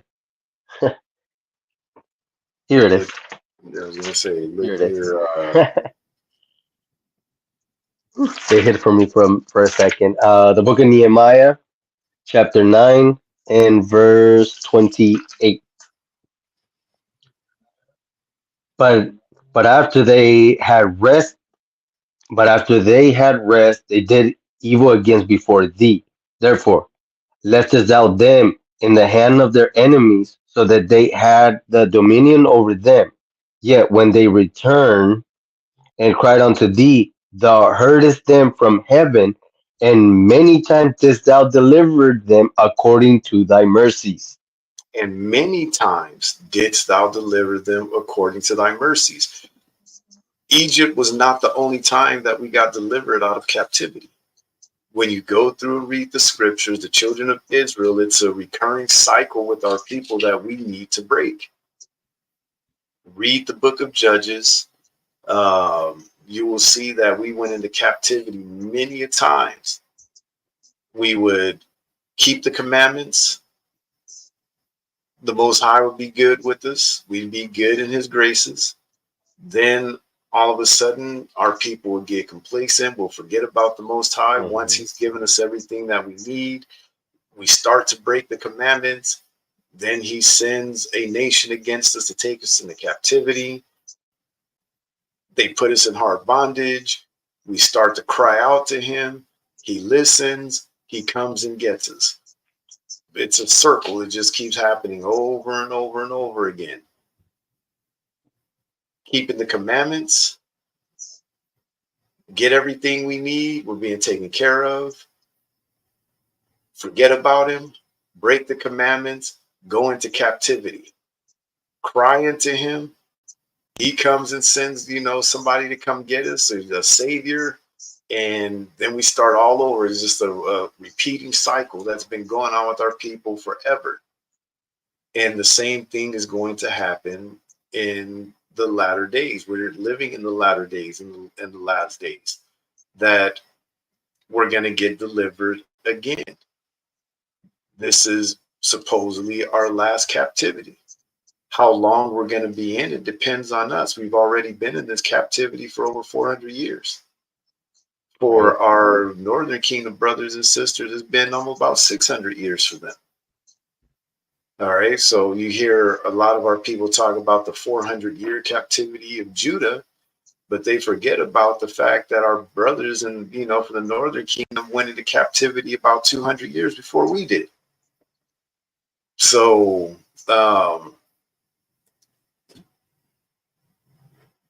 we don't know how long we're going to be here. You know what I mean? That's why you say you can't go by some of these people talking about the 400-year prophecy. Like that 400-year prophecy was not talking about today's problem. It wasn't talking about today. It wasn't. How many people have come out talking about the 400-year prophecy and we're still here? 1619, 2019, we's out of here. Here it is, 2024, we still here. We's still here. So there is no time limit. See, remember when Israel went into captivity in Babylon, he straight up told them, hey, it's going to be 70 years. 70 years was up, they got delivered. With this one, he hasn't given no time frame. That's why even when Christ was here during the Roman captivity, and he told them, no man knows the day or the time, only the Father. He doesn't even know, because the Father's fed up with us. He's like, you know what? They go stay in captivity until they learn. We have to keep we want to get out of this captivity. We've got no choice but to keep the commandments. No ifs, ands, or buts about it. We don't keep the commandments, we stay in captivity. Isn't that what we read in Deuteronomy 30? Let me go back up and read some of it to you again. Deuteronomy 30 and verse 1, and it shall come to pass when all these things are come upon thee, the blessing and the curse, which I have set before thee, and thou shalt call them to mind among all the nations, whither the Lord thy God hath driven thee. This is talking about the latter days. We've been driven into the four corners of the earth, and these things need to come back to mind. We got to remember the days of old. And shalt return unto the Lord thy God, and shalt obey his voice according to all that I command thee this day, thou and thy children with all thine heart and with all thy soul. So not only just us, we got to wait for the future generations to come. Now that we're starting to wake up, they've got to keep the commandments. Not just us waking up. See, some of our people, some of our brothers in this truth seem to think that We waking up now. We getting out of here soon. No, we're not. We got to wait for other generations to be born and to come into this truth. So we're still going to be here for a while. This salvation that we're waiting for is not coming anytime soon. We're most likely not going to be here when it happens. All right. It says, and shalt return unto the Lord thy God, and shalt obey his voice according to all that I command thee this day, thou and thy children with all thine heart and with all thy soul, that then the Lord thy God will turn thy captivity. No, it doesn't say might. He may do it before, he may come earlier. Like, no, not until we're keeping the commandments, and our children and their children's children, the future generations coming after us that are waking up. Not until they're keeping the commandments is he going to come and deliver us up out of this captivity. Let me read that again, verse 3, that then the Lord thy God will turn thy captivity and have compassion upon thee, and will return and gather thee from all the nations whither the Lord thy God hath scattered thee. If any of thine be driven out into the outmost parts of heaven, from thence will the Lord thy God gather thee, and from thence will he fetch thee. And the Lord thy God will bring thee into the land which thy fathers possessed, and thou shalt possess it. And he will do thee good, and multiply thee above thy fathers. And the Lord thy God will circumcise thine heart and the heart of thy seed, to love the Lord thy God with all thine heart and with all thy soul, that thou mayest live. And the Lord thy God will put all these curses upon thine enemies and on them that hate thee, which persecuted thee. So only after we keep the commandments, our children come after us and keep the commandments, and their children. So we don't know how many generations are going to have to pass of our people keeping the commandments before you got to remember, our people had thousands of years of breaking God's commandments, pissing them off, that we're paying for it now. We don't know how long we're going to be in this captivity. Compare what, let's say, it was 3,000 years of our people acting up. How long of a punishment does 3,000 years deserve? 1,000, 2,000, a whole 3,000 years of punishment to make up for all the disobedience that we've done? Who knows? We don't know. But based on what we're reading here, we'll be here for a while. This is not something. See, that's why we're constantly told in the New Testament, be patient. Wait for the coming of the Lord with patience, because we're going to have to be patient, because we have no idea how long he's going to leave us here. No clue. But we have Israelite brothers out here talking about the Lord's coming. It's happening soon. No. Looking at the plight of our people right now, not happening no time soon.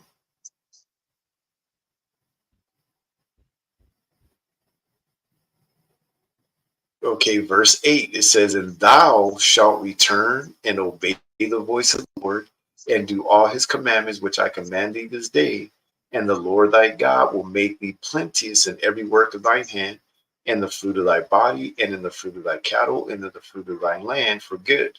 For the Lord will again rejoice over thee for good, as he rejoiced over thy fathers.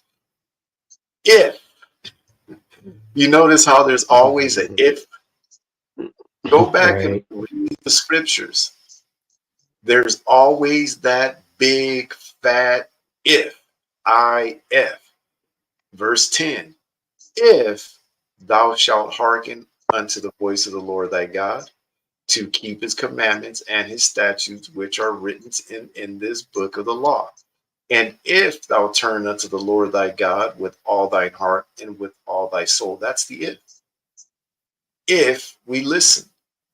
If we keep the commandments and the statutes which are written in the book of the law. If we turn unto the Lord our God with all thine heart, with all our soul.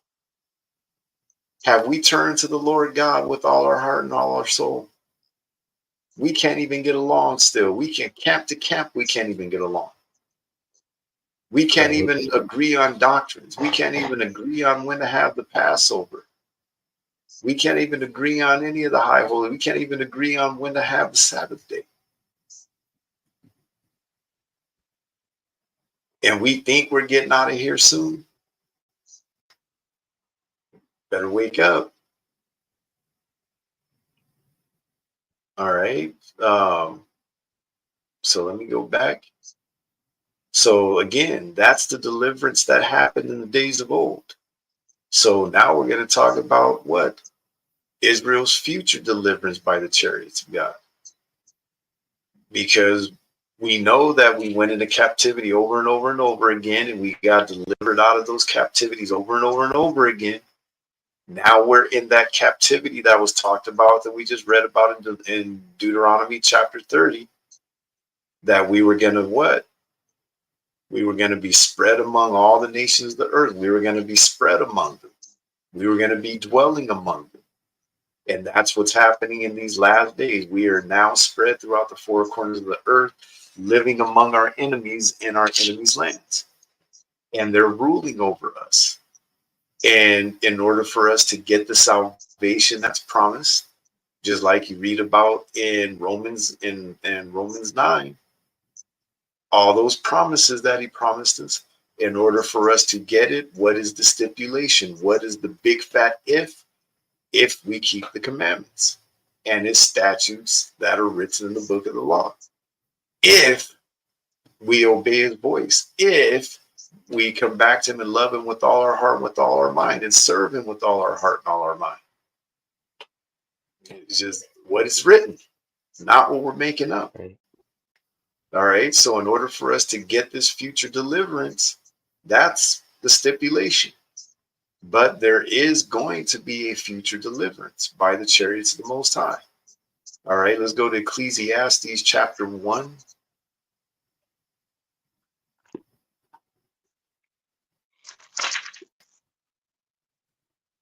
And you're going to read verses 9 and 10. The book of Ecclesiastes, chapter 1 and verse 9. The thing that had been, it is that which shall be, and that which is done is that which shall be done, and there is no new thing under the sun. Is there anything whereof it may be said, see, this is new, it had been already of old time, which was before us? All right, so here in Ecclesiastes 1 and 9, is asking us. They're telling us the thing that had been, it is that which shall be. We showed you that already a little bit ago in the scriptures. Remember the situation we just read about? Moses was spoken to out of the what? Out of the burning bush. That wasn't the only time it happened. We went and showed you that it happened with Esdras.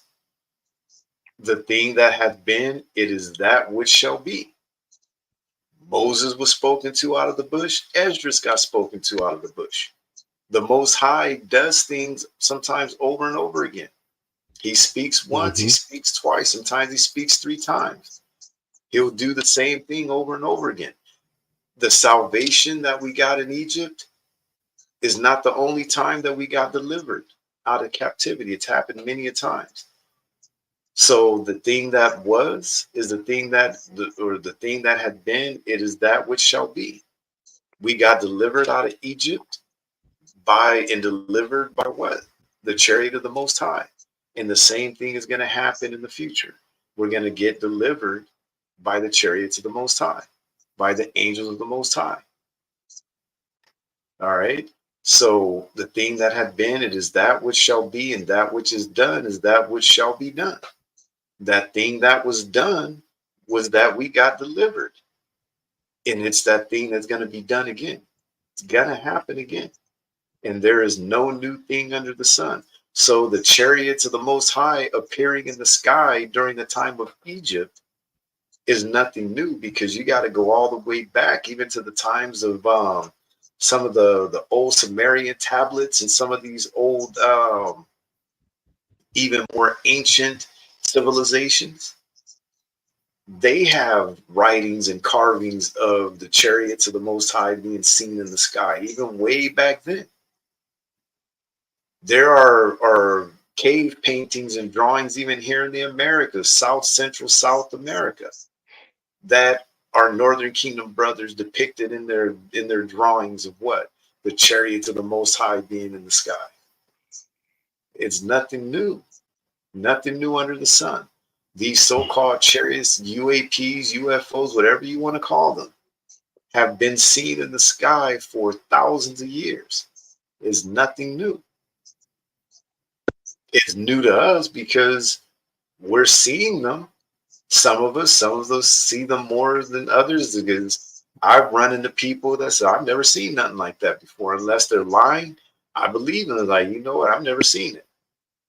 Some of us have seen it many a times. Myself, like I said at the beginning of the lesson, gave you several stories, and I have even more. I can't count the number of times that I've seen things like this in the sky. I can tell you about it. I told Ezra about it. My wife and I were looking out of our back window. There's a big field in the back of our house where the nearest neighbors are all the way across the field. They just built those houses maybe 4 or 5 years ago. Those houses weren't there. So it was a bigger field even back then. But we're looking out the window and we're looking up. There's a blue light in the sky that I'm going from left to right on my screen. It's backwards. It's going right to left. But it was going like this. It was going across the sky.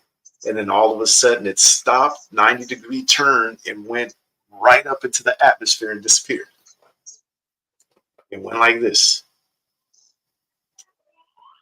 And we looked at each other and were like, whoa, what was that? Like, what was that? All right. So, like I said, these things, they'll keep popping in my head as I'm going through the lesson. But there's just so many. So many. And like I said, you'll run into some people that say, I've never seen nothing like that. I've never seen it. So they'll say, unless I see it, I won't believe it. I believe it because I read about it. I've read about it. I'm reading about it in the scriptures, and I've seen it with my own eyes for ages. Since the time I was a kid, I've seen these things. I've seen them. All right. Let's go to the book of Matthew, chapter 24, and verses 30 through 31.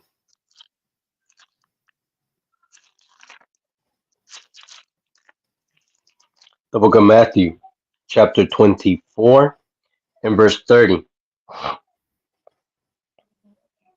And it says, and then shall appear the sign of the Son of Man in the heaven. Verse 29. I'm sorry. Start at 29. Sorry, 29. The book of Matthew, chapter 24, and verse 29. Immediately after the tribulation of those days, shall the sun be darkened, and the moon shall not give her light, and the stars shall fall from heaven, and the powers of the heaven shall be shaken.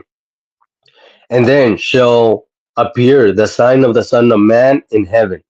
And then shall all the tribes of the earth mourn, and they shall see the Son of Man coming in the clouds of heaven with power and great glory. And he shall send his angels with a great sound of a trumpet, and they shall gather together his elect from the four winds, from one end of heaven to the other. From one end of heaven to the other. You see, in Christianity, they have you believing that this is the rapture. Let me say it again, quote unquote, the rapture. No such thing as the rapture in the scriptures. The so-called rapture is the children of Israel being delivered up out of captivity. You so-called blacks, Hispanics, and Native Americans, who are the Israelites. That's the salvation. That's you getting delivered.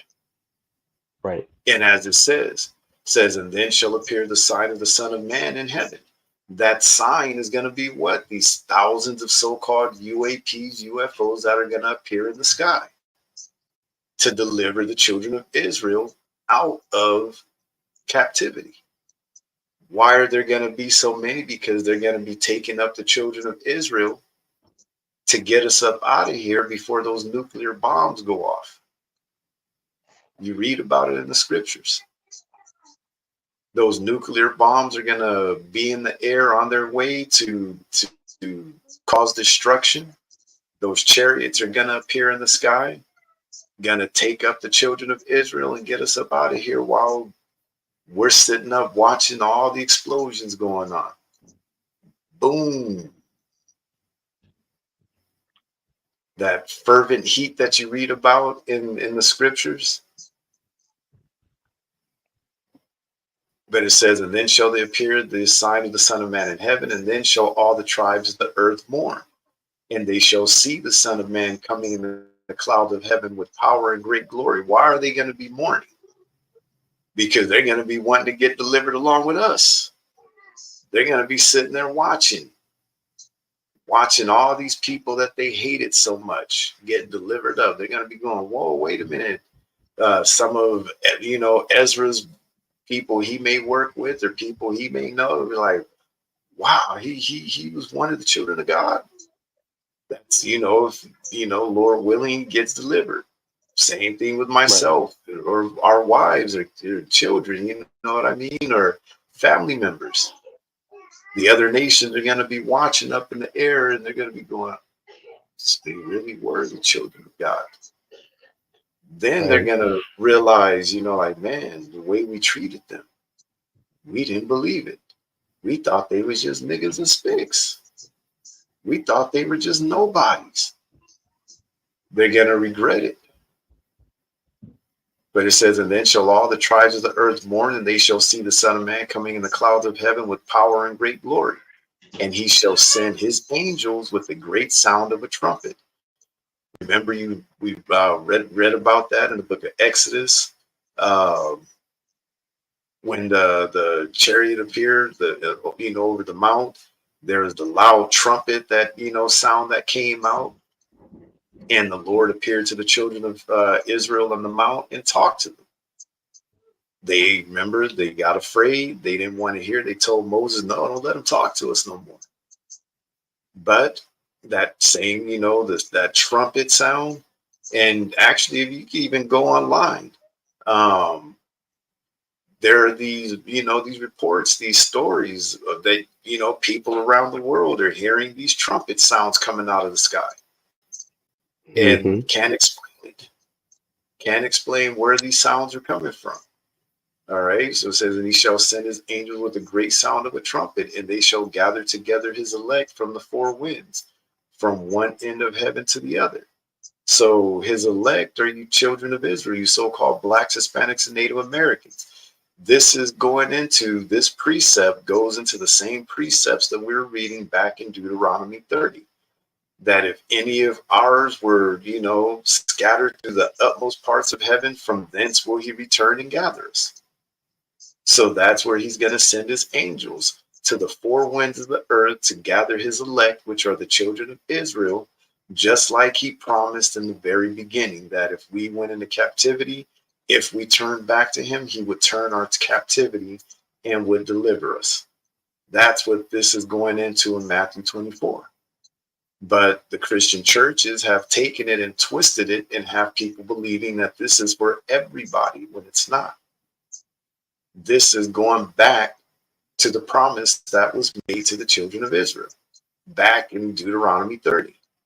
All right, let's go to the book of Luke, chapter 21, and verses 25 to 28. Our future deliverance by the chariots going to be the angels of the Most High.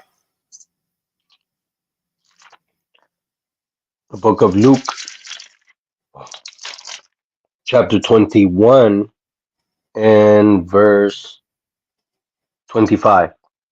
And there shall be a sign in the sun and in the moon and in the stars, and upon the earth distress of nations with perplexity, the sea and the waves roaring, men's hearts failing them for fear, and for looking after those things which are coming on the earth, for the power of heaven shall be shaken. And then shall they see the Son of Man coming in a cloud with power and great glory. And when these things begin to come to pass, Then look up and lift up your head, for your redemption draweth nigh. All right. So some of these signs are starting to happen somewhat already. You hear about the earthquakes that's going on. There's earthquakes going on all over the U.S. There was, I believe, when that happened in Texas. There have been quite a few already here in California, small ones. Nothing as big as I remember still living in Southern California, the 94 Northridge quake. You ever lived through an earthquake that was 7 point something? You know, that's something I never want to live through again. That was scary. That was the worst earthquake I'd ever been through. Um, but you know, you hear about flooding going on in China. You know what I mean? These things are going on all over the world. Tornadoes. Um, the weather is getting crazy. Natural disasters are happening everywhere right now. So the signs are happening. But remember, this is just the beginning of sorrows. Remember, Christ told us that. Right. All right. Some of our people forget about what Christ say and start running around like Chicken Little that the sky is falling. The sky is falling when the sky is not falling yet. It's not good. It's not happening yet. All right. That's why he says, and then shall they see the Son of Man coming in a cloud with power and great glory. Again, what is that cloud? That's that chariot. All right. Let's go to the book of Micah, chapter 7, and verses 14 through 20.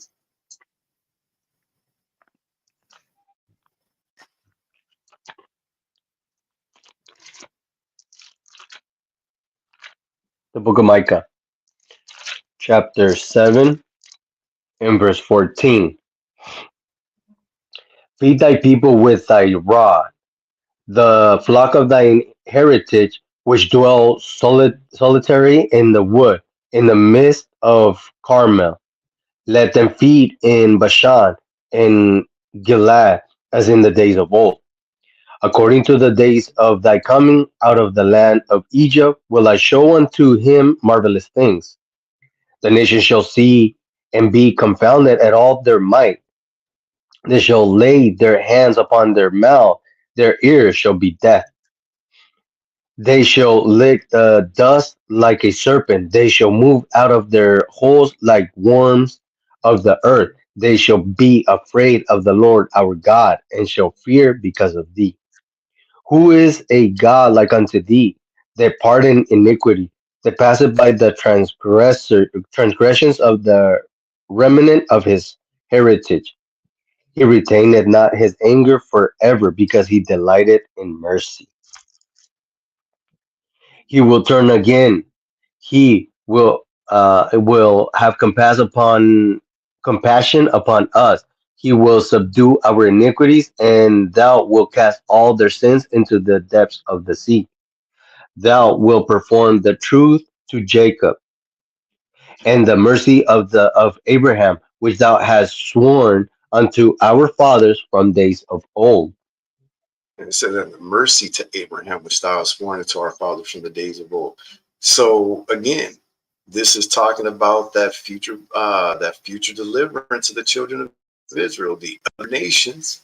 It's going to be just like it happened in Egypt, and the other nations are going to be in shock and awe at what they see. That's why it says, feed thy people with thy rod, the flock of thine heritage. The flock is Israel, which dwells solitarily in the wood in the midst of Carmel. Let them feed of Bashan and Gilead, as in the days of old. According to the days of thy coming out of the land of Egypt, will I show unto him marvelous things. So just like we got led out of Egypt, you're going to see marvelous things like that all over again. The whole world is going to see it. But this time it's even going to be even more powerful. So the nations shall see and be confounded at all their might. They shall lay their hand upon their mouth. Their ears shall be deaf. So the other nations, everybody's going to see it. Everybody's going to see it. All nations of the earth are going to see the deliverance of the children of Israel. They shall lick the dust like a serpent. Some people are going to be falling to their knees, falling onto the ground, trying to hide. They're going to be coming up out of, some of these like Mark Zuckerberg. They said is building, some big old underground fortress in Hawaii, some underground bunker. Why is he building this underground bunker? Because they know something is coming. They know, but they're not going to be able to hide from the Most High in these bunkers. They're not going to be able to. They're not. They may think they're going to be safe in these bunkers, but they're not. That's why he said they shall move out of their holes like worms of the earth. Go and research and look up the number of underground bases they have here in the U.S. These big old elaborate underground monstrous military bases that they built under the ground. There are just many of them now that, they said they've been building since like the 1940s or 1950s, and they've gotten bigger and more elaborate. So Esau thinks that he's going to be able to hide underground, but he's not going to. Says they shall lick the dust like a serpent. They shall move out of their holes like worms of the earth. They shall be afraid of the Lord our God and shall fear because of thee. All right. So they're going to be petrified. They're going to see the truth. The truth is going to slap them in the face. They're going to be sitting there looking real stupid when they see all these so-called blacks, Hispanics, and Native Americans getting delivered up. And they're still sitting there. And then they're going to die. Right. Says, who is a God like unto thee that pardoneth iniquity and passeth by the transgression of the remnant of his heritage? He retaineth not his anger forever because he delighteth in his mercy. So again, he's going to have mercy on us. He's not going to be angry with us forever. But the thing is, how long is he going to be angry with us? Because I'm sure looking at our people right now, he's real pissed off up there right now. I don't think he's happy with us right now. Not at all. Says he will turn again. He will have compassion upon us. He will subdue our iniquities, and thou wilt cast all their sins into the depths of the sea. Thou wilt perform the truth to Jacob and the mercy to Abraham, which thou hast sworn unto our fathers from the days of old. But we don't know when it's going to happen. We don't know how long he's going to make us suffer. Like I said, how long have we been acting up? Thousands of years since we got brought up out of Egypt. So how long of a punishment do we deserve? 1,000 years to make up for it? 2,000 years? 4,000? How long? It's up to us when we decide to start acting right. You see, right now he's trying to whoop some act right into us, and it's not working. Even in the midst of the so-called Israelite community, we're still acting up. We still have leaders in Israel that are stealing other men's wives, committing all kinds of adulteries and fornications. And it's not just one particular camp. A lot of this is going on in a number of these camps. You got people, a bunch of liars in the midst of some of these camps. People purposely teaching false doctrines in the midst of these camps. Theft going on in the midst of these camps. Not just of men's wives, but theft of, their congregants' money. They're stealing from their congregations, taking, the majority of the people in their camps are down in their luck. They're downtrodden. They don't have much. And the little bit they got, these men are just sucking them dry. And then, don't let somebody come in that actually does have money, then they suck them dry in some of these cases. So you have a lot of this going on. So you really think the Lord is happy with us right now? You got all kinds of infighting, backstabbing, backbiting, and back talking, you know what I mean, going on. There's just too much going on in the midst of the Israelite community. And we really think we're getting salvation soon? Like, better think again. Better go back and reread these scriptures. Let's go to the Right. book of Acts, chapter 1. I'm going to read verses 6 through 11. We may have to split this lesson in half because it is pretty long. This is a long Right. lesson. The book of Acts, chapter 1 and verse 6. When they therefore were come together, they asked of him, saying, Lord, wilt thou at this time restore again the kingdom of Israel? And he said unto them, it is not for you to know the times, the seasons, which the Father had put in his own power. But ye shall receive power after that the Holy Ghost is come upon you, and ye shall be witnesses unto me both in Jerusalem and in Judea, and in Samaria, and unto the uttermost parts of the earth. And when he had spoken these things, while they beheld, he was taken up, and a cloud received him out of the sight, out of their sight. And while they looked steadfastly towards heaven as he went up, behold, two men stood by them in white apparel, which also said, Ye men of Galilee, why stand ye gazing up into heaven? This same Jesus, which is taken up from you into heaven, shall come in like manner as ye have seen him go into heaven. All right. So again, we're reading about what? About Christ being taken up. Number one, they came to him and asked him a question because they thought that this was going to happen immediately. They said, when they therefore were come together, they asked him, saying, Lord, wilt thou at this time restore again the kingdom to Israel? Because remember, Israel at one point had the kingdom. We had dominion over the earth, and we lost it because of our disobedience. And now our enemies, the Edomites, are now ruling the earth, and they've been ruling for a couple of thousand years now. Well, they lost it for a period of time, but if you look at it realistically, they've been in power over us for a while. It's been a long time. All right. So back at that time, they thought that the kingdom was coming immediately.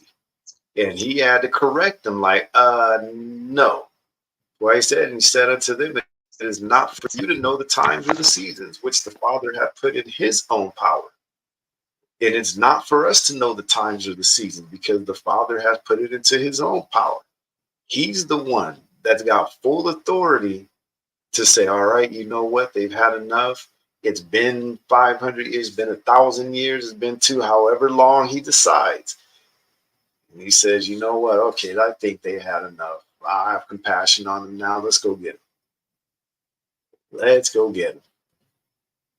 So we don't know. We could be here another 400 years, 500 years, 1,000 years. And looking at the condition that our people are in and how destroyed our people are, I wouldn't be surprised if we're here for another 3, 4, 5 generations. I wouldn't be shocked. We'll be all dead and buried and gone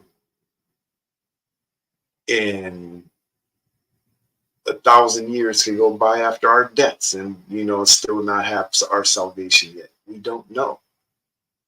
We just don't know. Do you know what I mean? We can speculate, but based on what I'm reading in the scriptures and what it's going to take for us to get salvation,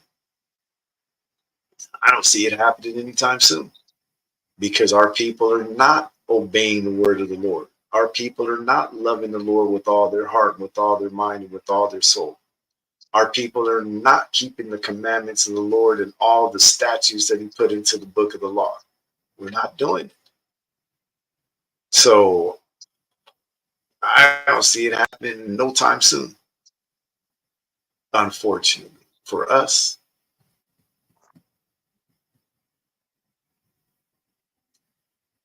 All right, so verse 8, it says, but ye shall receive power. After that, the Holy Ghost is come upon you, and ye shall be witnesses unto me, both in Jerusalem and all Judea and in Samaria and unto the uttermost part of the earth. It wasn't just talking about them, because the Holy Ghost came upon them in the next chapter, in chapter 2, and you read about the day of Pentecost. When the Holy Ghost came upon them, they start speaking in tongues. That whole thing that happened in the book of Acts, chapter 2. Somebody that's simple-minded would have thought that, okay, the power of the Holy Ghost came upon them. How come they didn't get delivered? They were supposed to get delivered. Like, no, they didn't. That's why he says, and unto the uttermost part of the earth, letting them know that there's going to be a long, long gap between you Right. getting the Holy Ghost and witnessing unto me, or witnessing them, or witnessing of me all throughout the earth. And we still haven't made it all throughout the earth yet. The only group that's, really, no, not the only group, but they're the main ones that are putting in that work, is IUIC. They're putting in the Right. work all over the world, trying to wake our people up.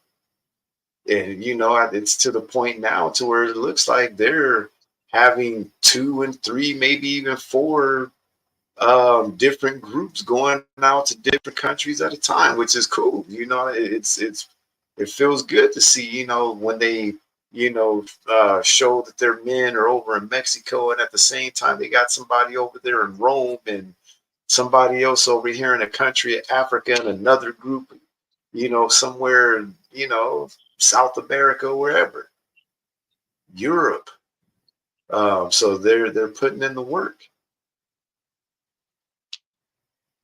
Um, where am I at? Okay, verse 9. And when he had spoken these things, while they beheld, he was taken up, and a cloud received him out of their sight.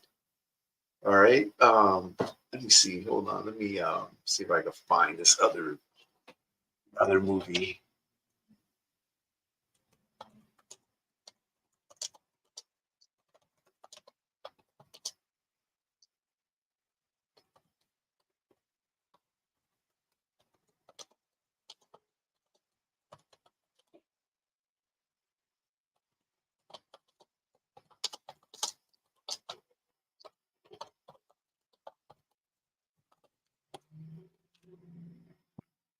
That's what it's called. The Forgotten. That's what it's called. All right. Let me see if I can find a clip of it on YouTube. Give me a second.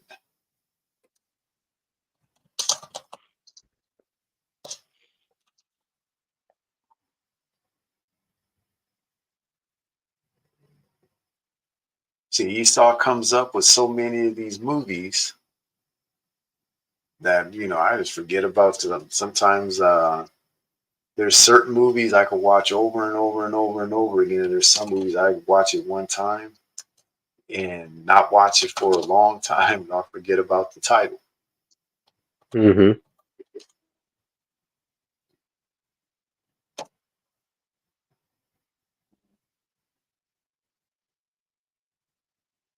All right, so let me share my screen.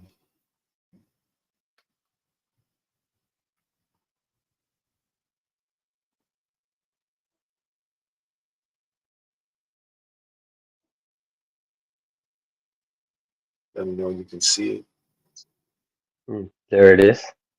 So this is the trailer. All right.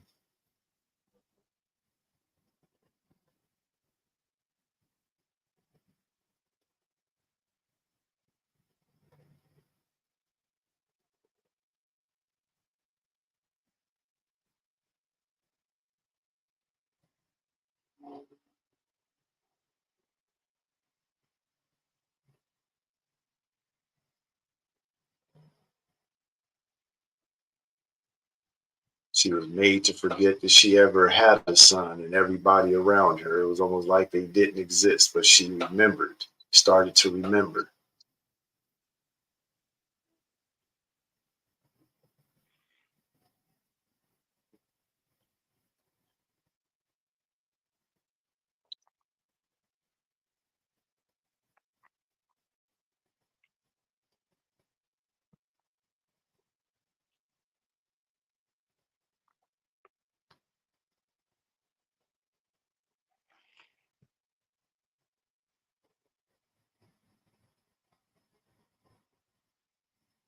Hopefully they show the scene that I'm looking for. Because they happened a couple of times, but I hope they show at least one of them.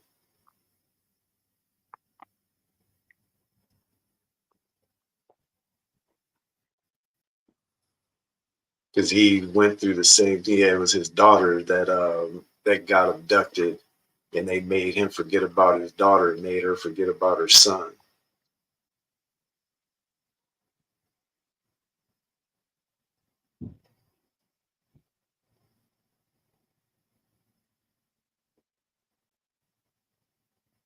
Are they going to show it?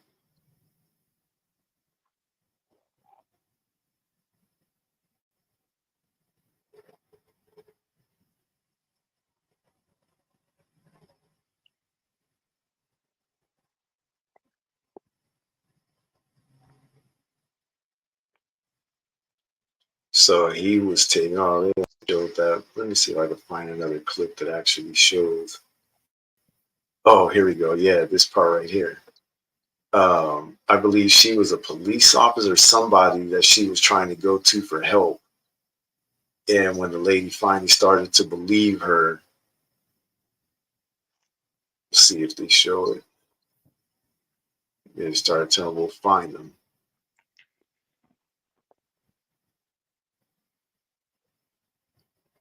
She got took.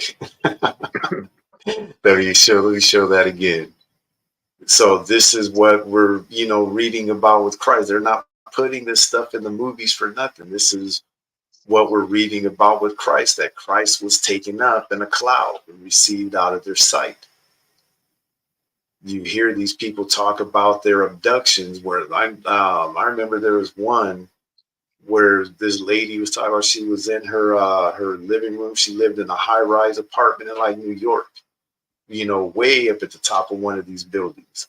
And somehow she floated up out the bed, went right through the window. The window was closed, and could see herself floating over the city and was taken up into this chariot. You have a lot of people that talk about their experiences like that. Let's watch that again. But this happens a few times in the movie when they start to realize what was really going on. Is it going to show it again? Go down.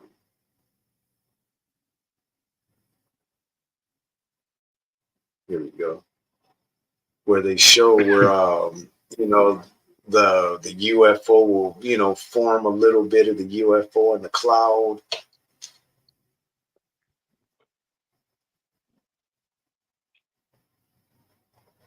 So everything will find them. So she's trying to tell her, we'll help you find your kids.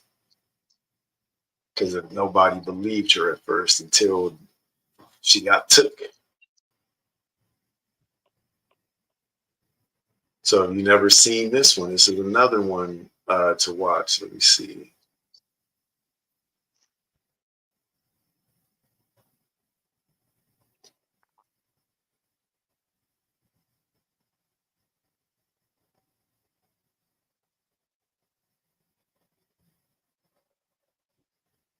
So this is when the agent there questioning, I believe he's the FBI agent or something like that.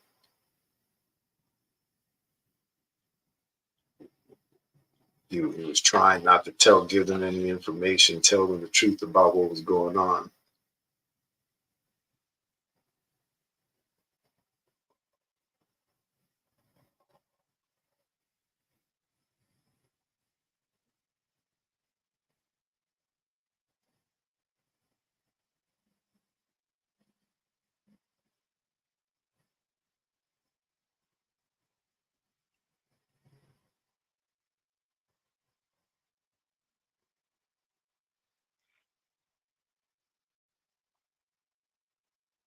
He got took right through the roof.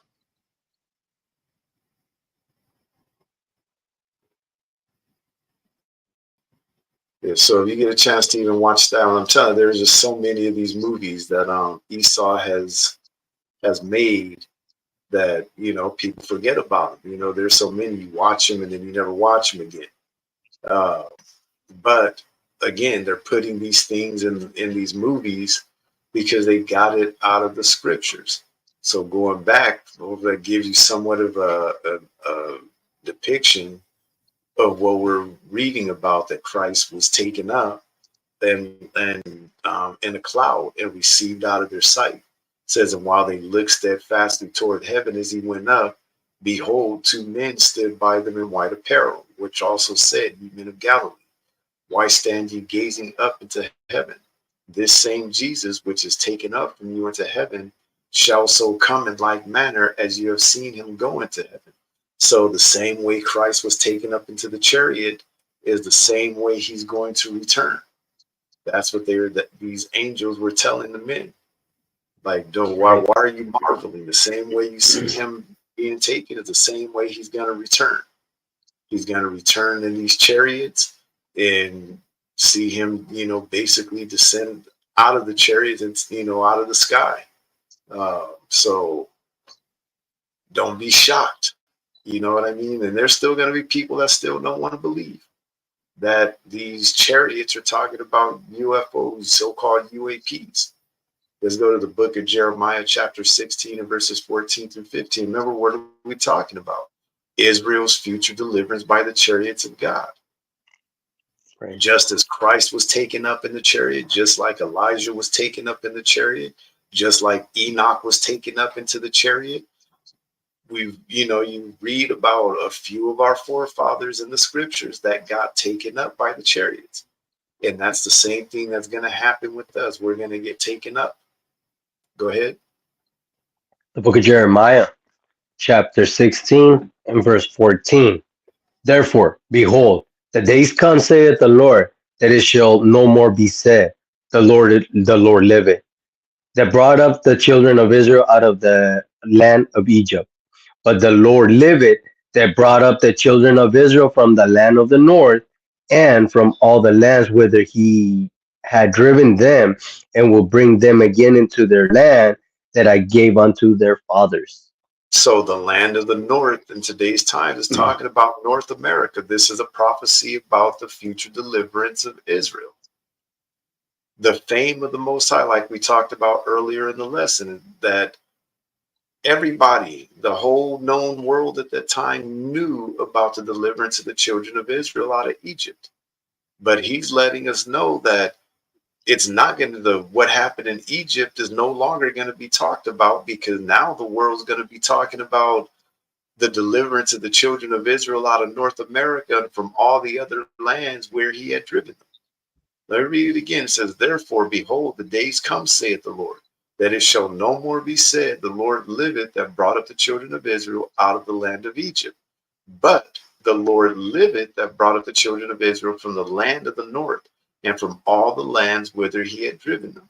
And I will bring them again into their land that I gave unto their fathers. So the fame of the Most High is going to be even more well known for what he's going to do in the future for us than what happened in Egypt. And we're still talking about what happened in Egypt to this day. The Lord led the children of Israel out of Egypt. He parted the Red Sea for them. He drowned the Egyptians in the Red Sea. He took them into the wilderness and made them dwell in the wilderness for 40 years. You know what I mean? The story is still talked about until this very day, thousands of years later. So imagine what they're going to be talking about our future deliverance. Right. People are going to, and that's what we're going to read about next. The other nations and the people of this world are going to be so shocked at our salvation that they're not going to be able to comprehend. They're not going to be able to understand it. They're not going to believe that it's actually us that are getting salvation. Watch, let's go to Wisdom of Solomon, chapter 5, and verses 1 through 8. The book of Wisdom of Solomon, chapter 5 and verse. Righteous man stand in great boldness before the face of such as have afflicted him, and made no account of his labors. When they see it, they shall be troubled with terrible fear, and shall be amazed at the strangeness of his salvation, so far beyond all that they looked for, Think and they about that. repent. Hold on for a second. Think about that. Mhm. He's talking about when these people that have us in captivity, these people that have great hatred towards us and fear towards us, that when they see our salvation, that's why he says, then shall the righteous man stand in great boldness before the face of such as have afflicted him. When Christ comes back and these chariots appear in the sky, then we're going to be able to stand in great boldness before these people. He says, when they see it, they shall be troubled with terrible fear and shall be amazed at the strangeness of his salvation. They're going to be amazed at how strange our salvation is because they can't fathom it. You go out and you tell people about the UFOs that are going to appear in the sky. They think you're thinking, oh, you guys are crazy talking about UFOs. And you even hear it with vocab alone. Oh man, Right. those Israelites, they talk about crazy stuff. They talk about UFOs appearing in the sky and being taken up in the UFOs, and these Christians can't fathom it. They can't Right. understand it. These other nations are going to be amazed at the strangeness of our salvation. Again, let me read that again. When they see it, they shall be troubled with terrible fear. Then we read about that earlier about how they're going to be afraid when Christ comes back and shall be amazed at the strangeness of his salvation, so far beyond all that they look for. Because remember, the whole world is looking for salvation. They're looking for the rapture. They're looking for, all Christians to be taken up, but that's not what's going to happen. It's going to be, so great that, something that they can't even imagine. That's how strange it's going to be. That's how great it's going to be. But go ahead and read on. Verse 3. And they, repenting and groaning for anguish of spirit, shall say within themselves, this was he whom we had sometimes in derision and a proverb for reproach. We fools account his life madness and his end to be without honor. How is he numbered among the children of God, and his lot is among the saints? Therefore have we erred from the way of truth, and the light of righteousness hath not shined unto us, and the Son of the righteous rose not upon us. It says, and the Son of Righteousness rose not upon us. Go ahead. We worried ourselves in the way of wickedness and destruction. Yeah, we have gone through the desert where there lay no way, but as for the way of the Lord, we have not known it. What hath pride profited us, or what good had riches with our bounteous brought us? Uh, Bounty? or what good hath riches with our vaunting brought us? But this is what the other nations of the world are going to be saying to you. We're like, wait a minute. You mean to tell me that they really were the children of God? You mean to tell me they really were the children of Israel? These people that we just thought of as niggers, these wetbacks, these Mhm. beaners are the children of God? Are you for real? You know how Esau talks. They're going to be shocked. Right, right, We thought they were crazy standing out there on them corners talking about the Lord coming to deliver them with UFOs and all this kind of stuff. We thought they were just crazy. We thought they were just some crazy nigger fools out there on them corners. You know how they're going to be thinking. But then they're going to repent. Like, man, how dumb were we? We should have believed them.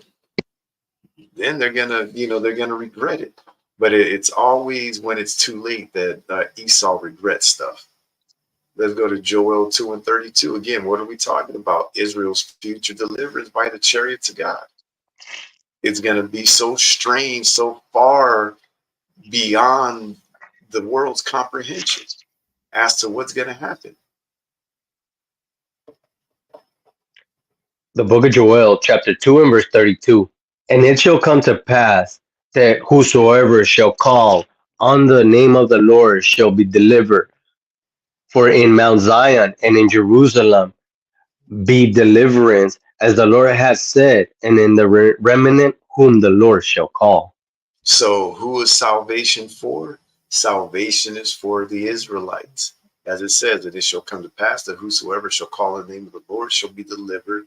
For in Mount Zion and in Jerusalem shall be deliverance. Speaking about the children of Israel, we are the ones that are going to get deliverance. It says, as the Lord hath said, and in the remnant whom the Lord shall call. There's going to be a remnant of our people that are going to get salvation. A remnant of our people that are going to get taken up into the chariots to be taken up out of this captivity. Let's go to Luke 4 and 18. The book of Luke, chapter 4 and verse 18.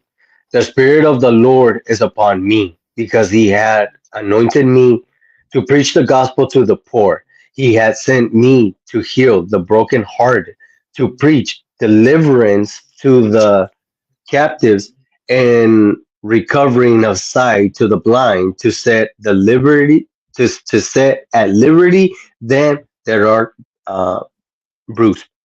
All right. So what is this that Christ is talking about? This is the gospel. The Spirit of the Lord is upon me because he hath anointed me to preach the gospel to the poor. And it's crazy because a lot of these Christians don't even realize that Christ explained what the gospel is. They have a misconstrued thought about what the gospel is. You see, they talk about you don't teach the gospel. You don't teach the gospels, meaning the first four books of the New Testament. That's, you see, our captors started calling those the gospels. They see we sometimes gotta step back and realize that sometimes we follow still, even as people in the truth, knowing that we're Israelites, sometimes we still refer to things and latch on to certain doctrines or teachings that were given to us in slavery, such as the Gospels. You know, the first four books in the New Testament are the Gospels. No, Christ just told you what the gospel is. There's nowhere in the Bible that I can think of that it said that the first four books of the New Testament are the Gospels. I know that we're told several times to repent and believe the gospel. And what is the Right. gospel? Exactly what Christ told us, what it is right here. The Spirit of the Lord is upon me because he hath anointed me to preach the gospel to the poor. He hath sent me to heal the brokenhearted, to preach deliverance to the captives, and recovering of sight to the blind, to set at liberty them that are bruised. And who is he talking about? His people. The gospel, the good news, is for his people. The gospel is the whole Bible, because the Right. whole Bible is the good news for who? The Israelites. So sometimes us as Israel got to stop following some of these teachings that were passed to us in slavery, that the first four books of the Bible or the New Testament is the Gospels.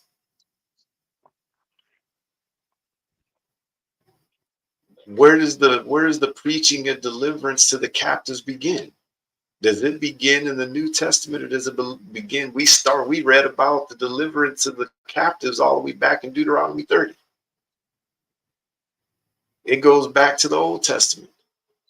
The Gospels, the good news,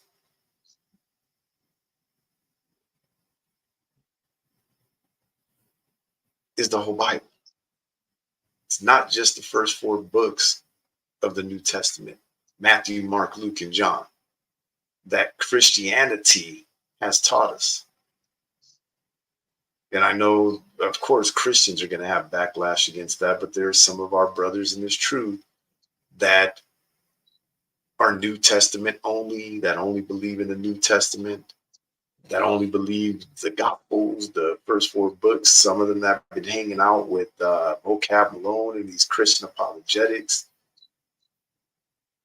Vocab, you still don't understand what the Gospels are, even though he always constantly tries to go at Israelite groups about the Gospels.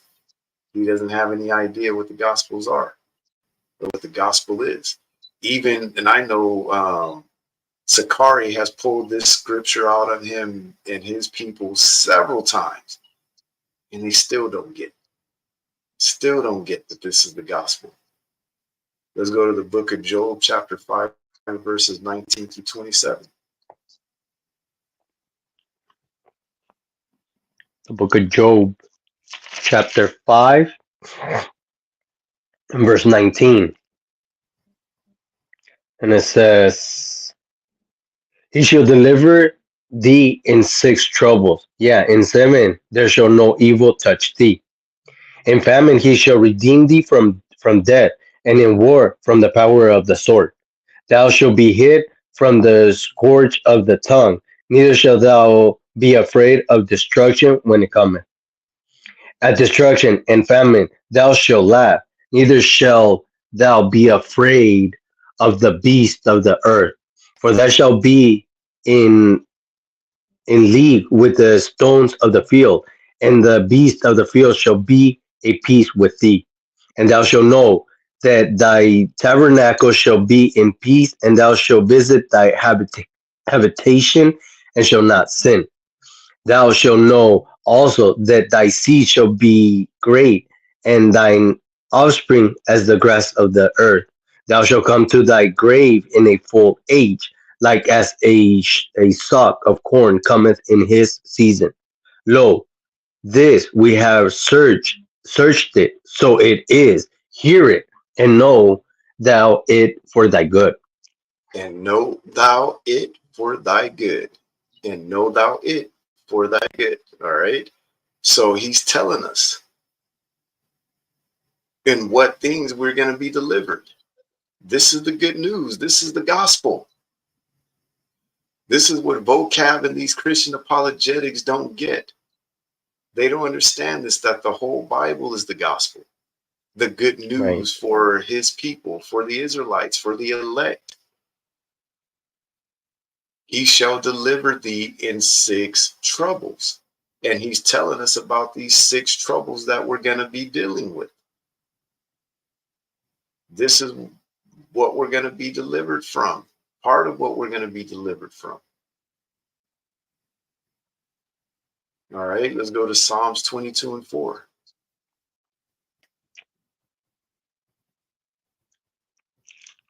The book of Psalms, chapter 22 and verse 4. Our fathers trusted in thee. They trusted, and thou didst deliver them. Okay, so again, being reminded, letting him know and letting us know that our fathers trusted in him. It says our fathers trusted in thee. They trusted, and thou didst deliver them.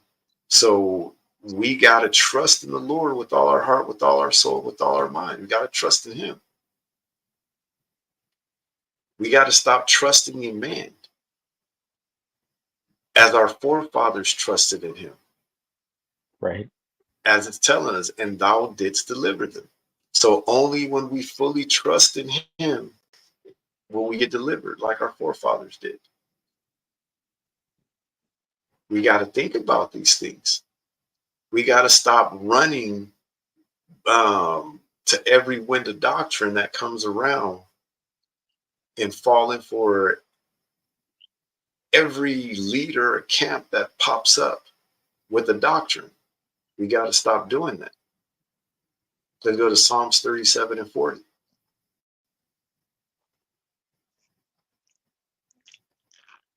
The book of Psalms, chapter 37 and verse 4. Delight thyself also in the Lord, and he shall give thee. Psalms 37 and 40. Oh, and 40. The book of Psalms, chapter 37, and verse 40. And the Lord shall help them and deliver them.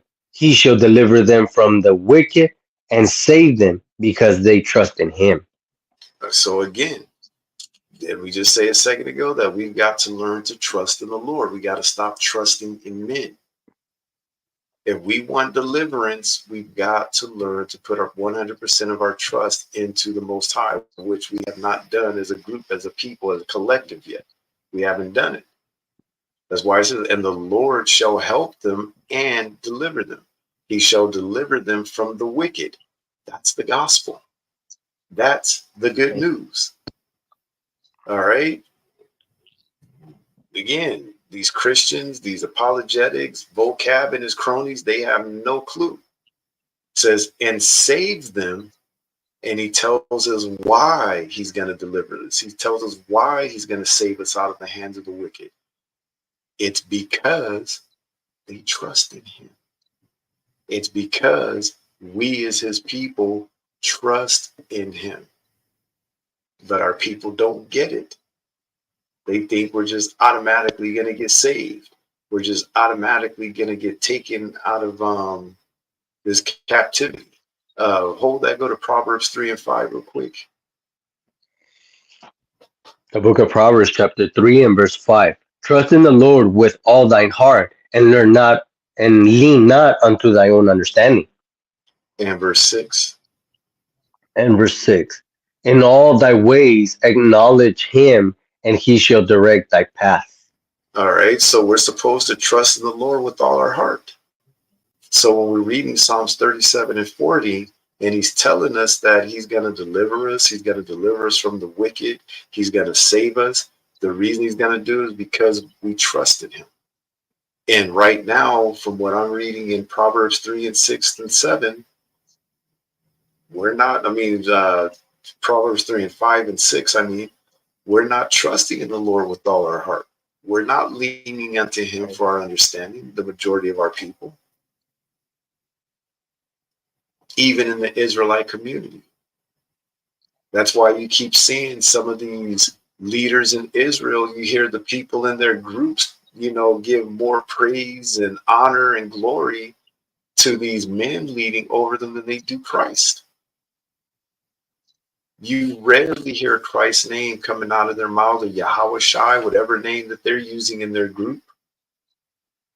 But you hear their leaders. Their leaders are, basically their gods. And you think we're going to get up out of here anytime soon? Like, it's not going to happen. In all thy ways acknowledge him, and he shall direct thy paths. We're not fulfilling nothing really that he's told us to fulfill. We're not doing it. Let's go to the book of Psalms, chapter 79. I'm going to read verses 9 through 10. The book of Psalms, chapter 79, and verse 9.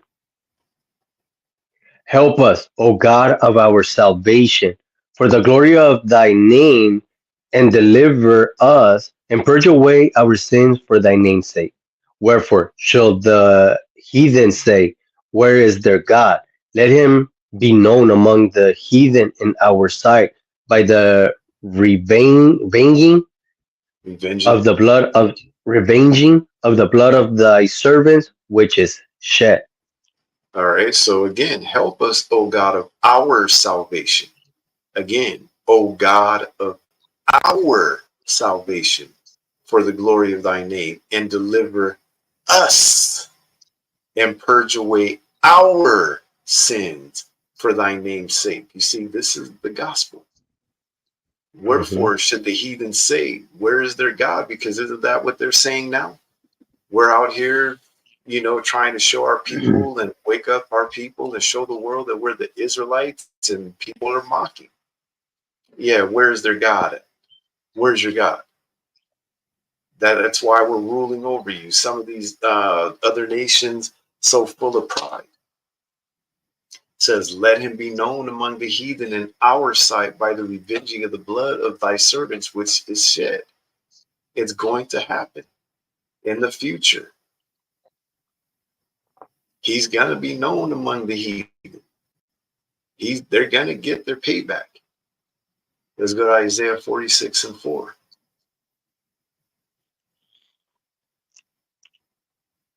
The book of Isaiah, chapter 46 and verse 4.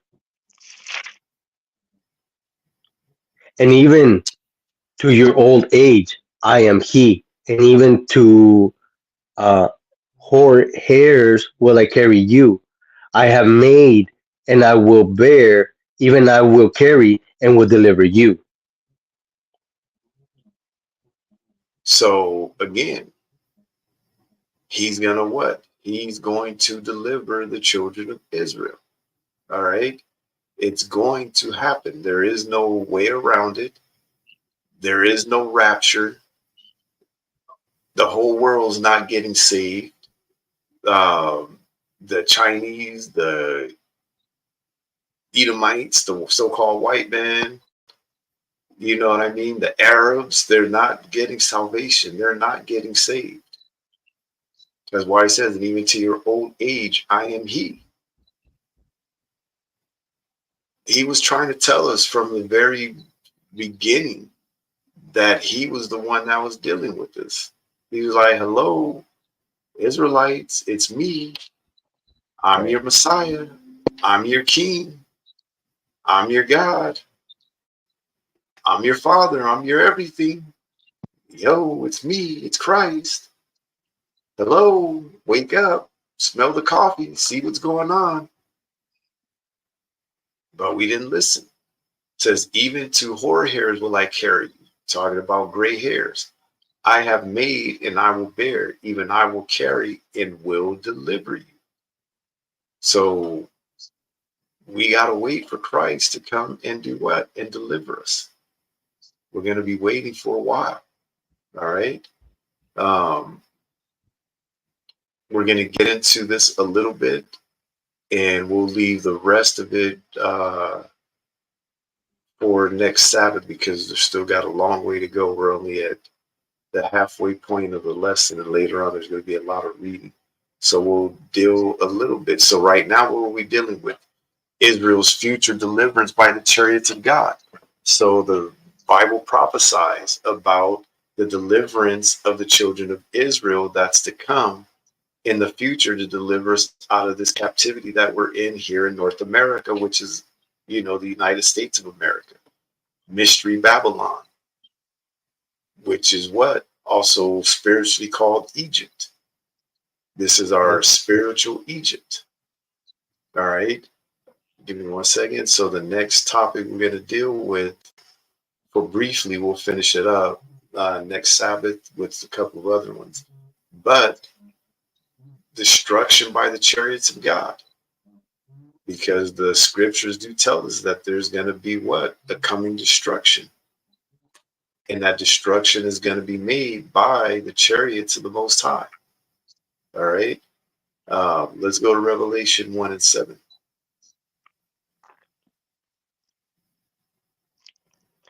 The book of Revelation, chapter 1 and verse 7. Behold, he cometh with clouds, and every eye shall see him, and they also which perceive him, and Pierced him. all kindred, and pierced him. Behold, he cometh with clouds, and every eye shall see him, and they also which pierced him, and all kindreds of the earth shall wail because of him. Even so, amen. All right. So again, it's telling us he's going to come with the clouds. That's what we read about in Matthew 24. He's going to come, you know, with the clouds of heaven, and he's going to come in his chariots from up in the clouds. And every eye shall see him, and they also which pierced him, and all kindreds of the earth shall wail because of him. Even so, amen. So every nation of the earth, that's what it's talking about, kindreds. Every nation on earth is going to look up in the sky and they're going to see these chariots up there and they're going to wail, meaning they're going to be crying out. They're going to be petrified because of it. Let's go to Matthew 10:34.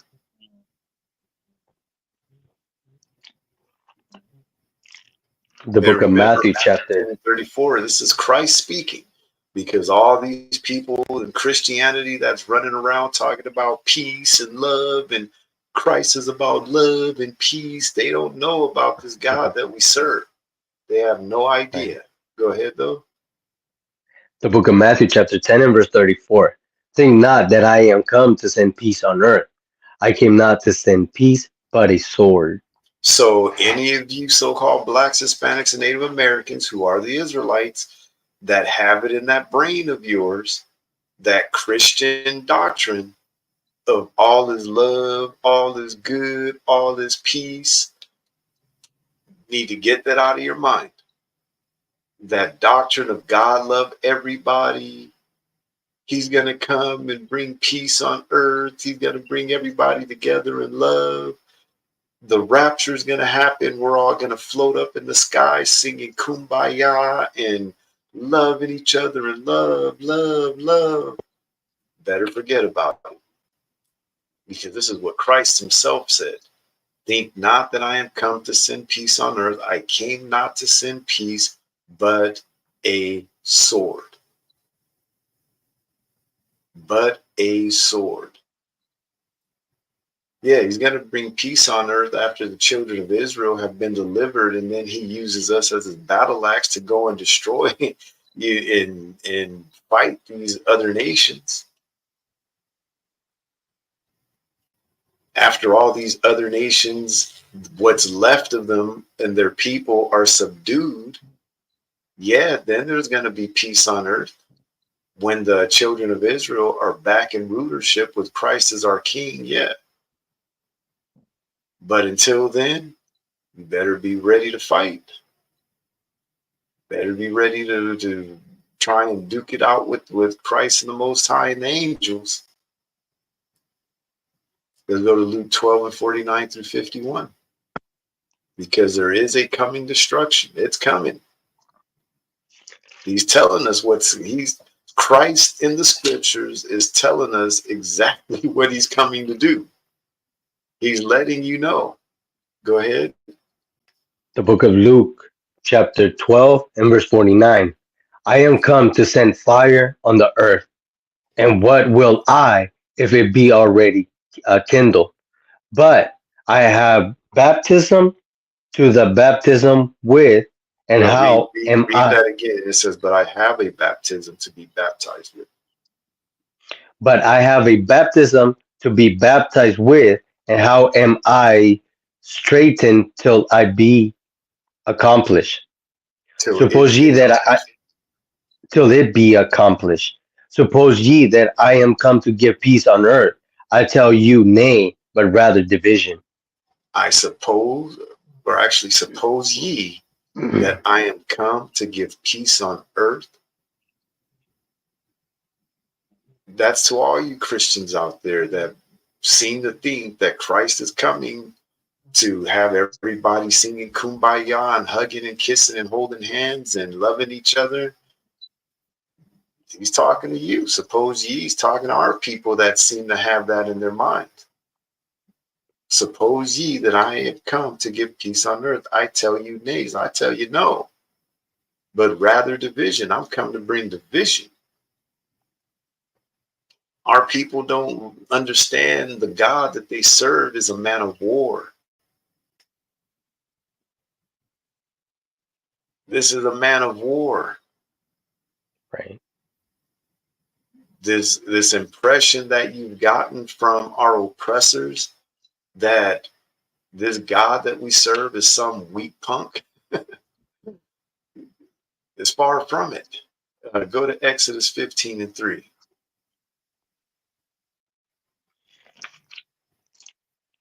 The book of Exodus, chapter 15 and verse 3. The Lord is a man of war. The Lord is his name.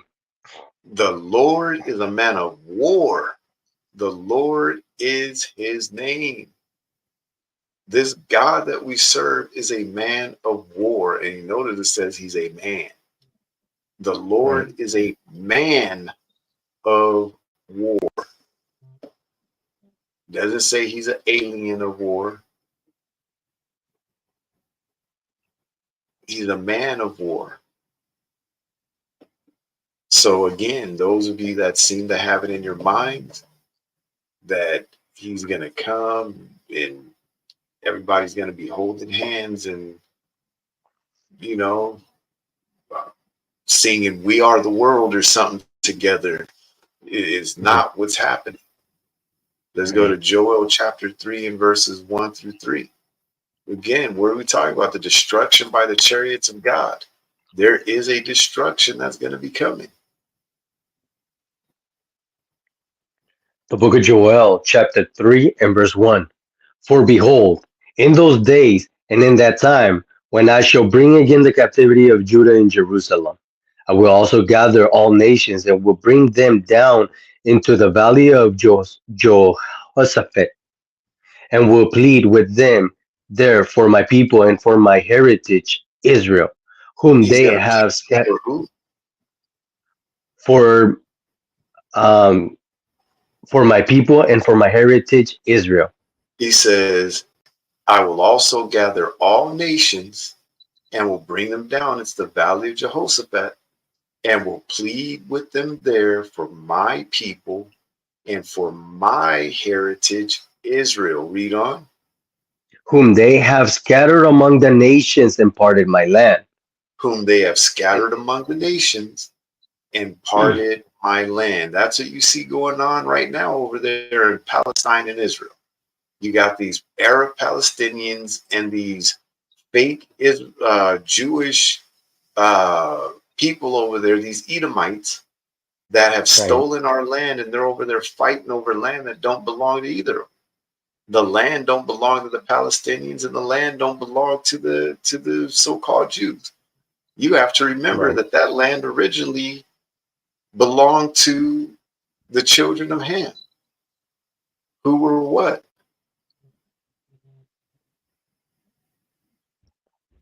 Remember the what was it? 10 tribes of what was it? It was 10.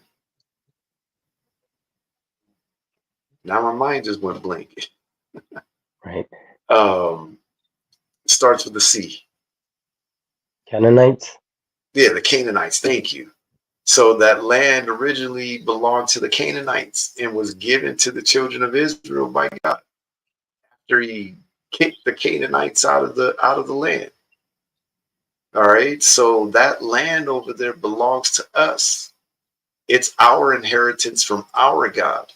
And you've got even going on in all these college campuses right now, these protests and these fights going on between these so-called Jews and these Palestinians, because they're trying to have these Palestinian marches on the campuses and stuff, and it's all for naught because it doesn't belong to either. They both stole it from us, and that's what it's talking about. I will also gather all nations, will gather them down into the valley of Jehoshaphat, and will plead with them there for my people and for my heritage Israel, whom they have scattered among the nations and parted my land. Go ahead and read. And they have cast lots for my people, and have given a boy for an harlot, and sold a girl for wine that they might drink.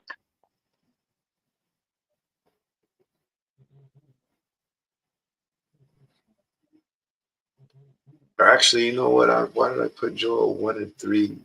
It should be, you're going to read all the way up to verse 16. I'm sorry. Let me change that. Perfect. We got to get the meat out, the potatoes of it. Joel chapter 3 and continuing in verse 4. Yeah, and what have ye to do with me, O Tyre and Zidon, and all the coast of Palestine? Will ye render me a recompense? And if ye recompense me, pay back. Recompense means, are you going to pay me back? Go ahead. And if ye recompense me swiftly and speedily, will I return your recompense upon your own head?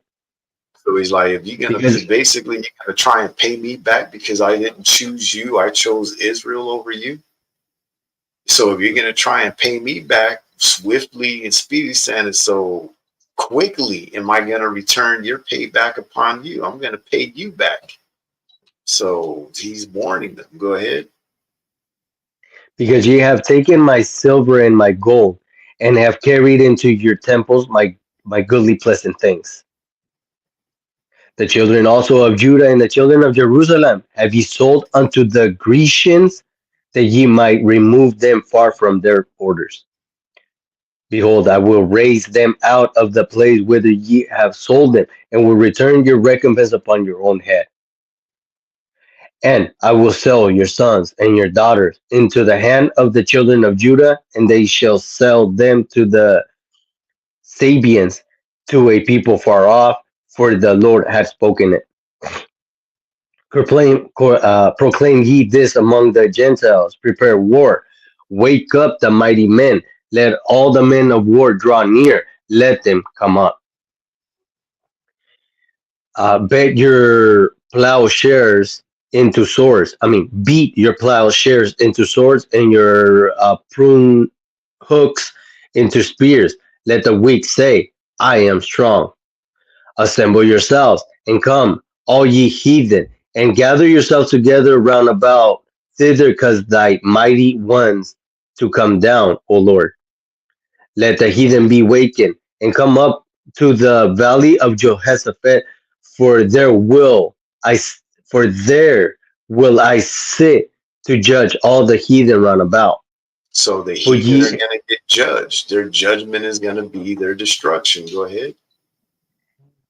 Put ye in the sickle, for the harvest is ripe. Come, get you down, for the press is full. The fat overflow, for their wickedness is great. Multitudes, multitudes, in the valley of decision, for the day of the Lord is near in the valley of decision.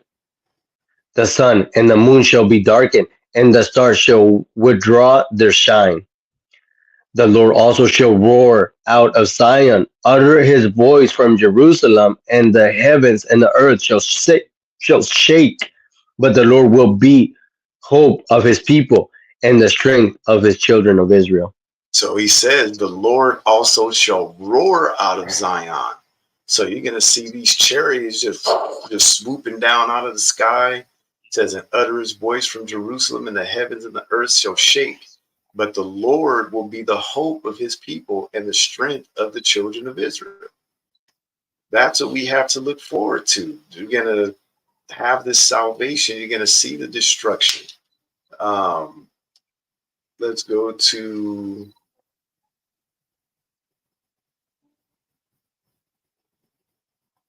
Isaiah 66. You're going to read verses 15 through 16. The book of Isaiah, chapter 66, and verse 15. For behold, the Lord will come with fire, and with his chariots like a whirlwind, to render his anger with fury, and his rebuke with flame of fire. For by fire and by his sword will the Lord plead with all flesh, and the slain of the Lord shall be many. So remember, we just read that he said he was going to gather them together in the valley of Jehoshaphat to plead with them there for who? His people, right? And how does the Lord plead? In this precept, he's telling us how he's going to plead with them. Again, he says, for behold, the Lord will come with fire and with his chariots like a whirlwind. Again, that's going to be those chariots coming out of the sky. They're going to be swooping down. Like in the movies, you're going to see these lasers shooting out of these things. You're going to see Esau. You're going to see the Moabites. You're going to see the Ishmaelites. You're going to see all these different nations, meaning the Chinese, the Arabs. You're going to see all these different nations. They're going to be running around like, a bunch of lost chickens getting destroyed. For behold, the Lord will come with fire, and with his chariots like a whirlwind, to render his anger with fury, and his rebukes with flames of fire. For by fire and by his sword will the Lord plead with all flesh, and the slain of the Lord shall be many. The slain of the Lord shall be many. So again, This is the destruction by the chariots of the Most High. The destruction by the chariots of the Most High. For behold, the Lord will come with fire and with his chariots like a whirlwind. All right, and that's not it. There's more, but we're going to leave it. We're halfway through the lesson. We're going to leave it for next Sabbath, because right now we're at just a little over 3 hours, 3 hours and 11 minutes.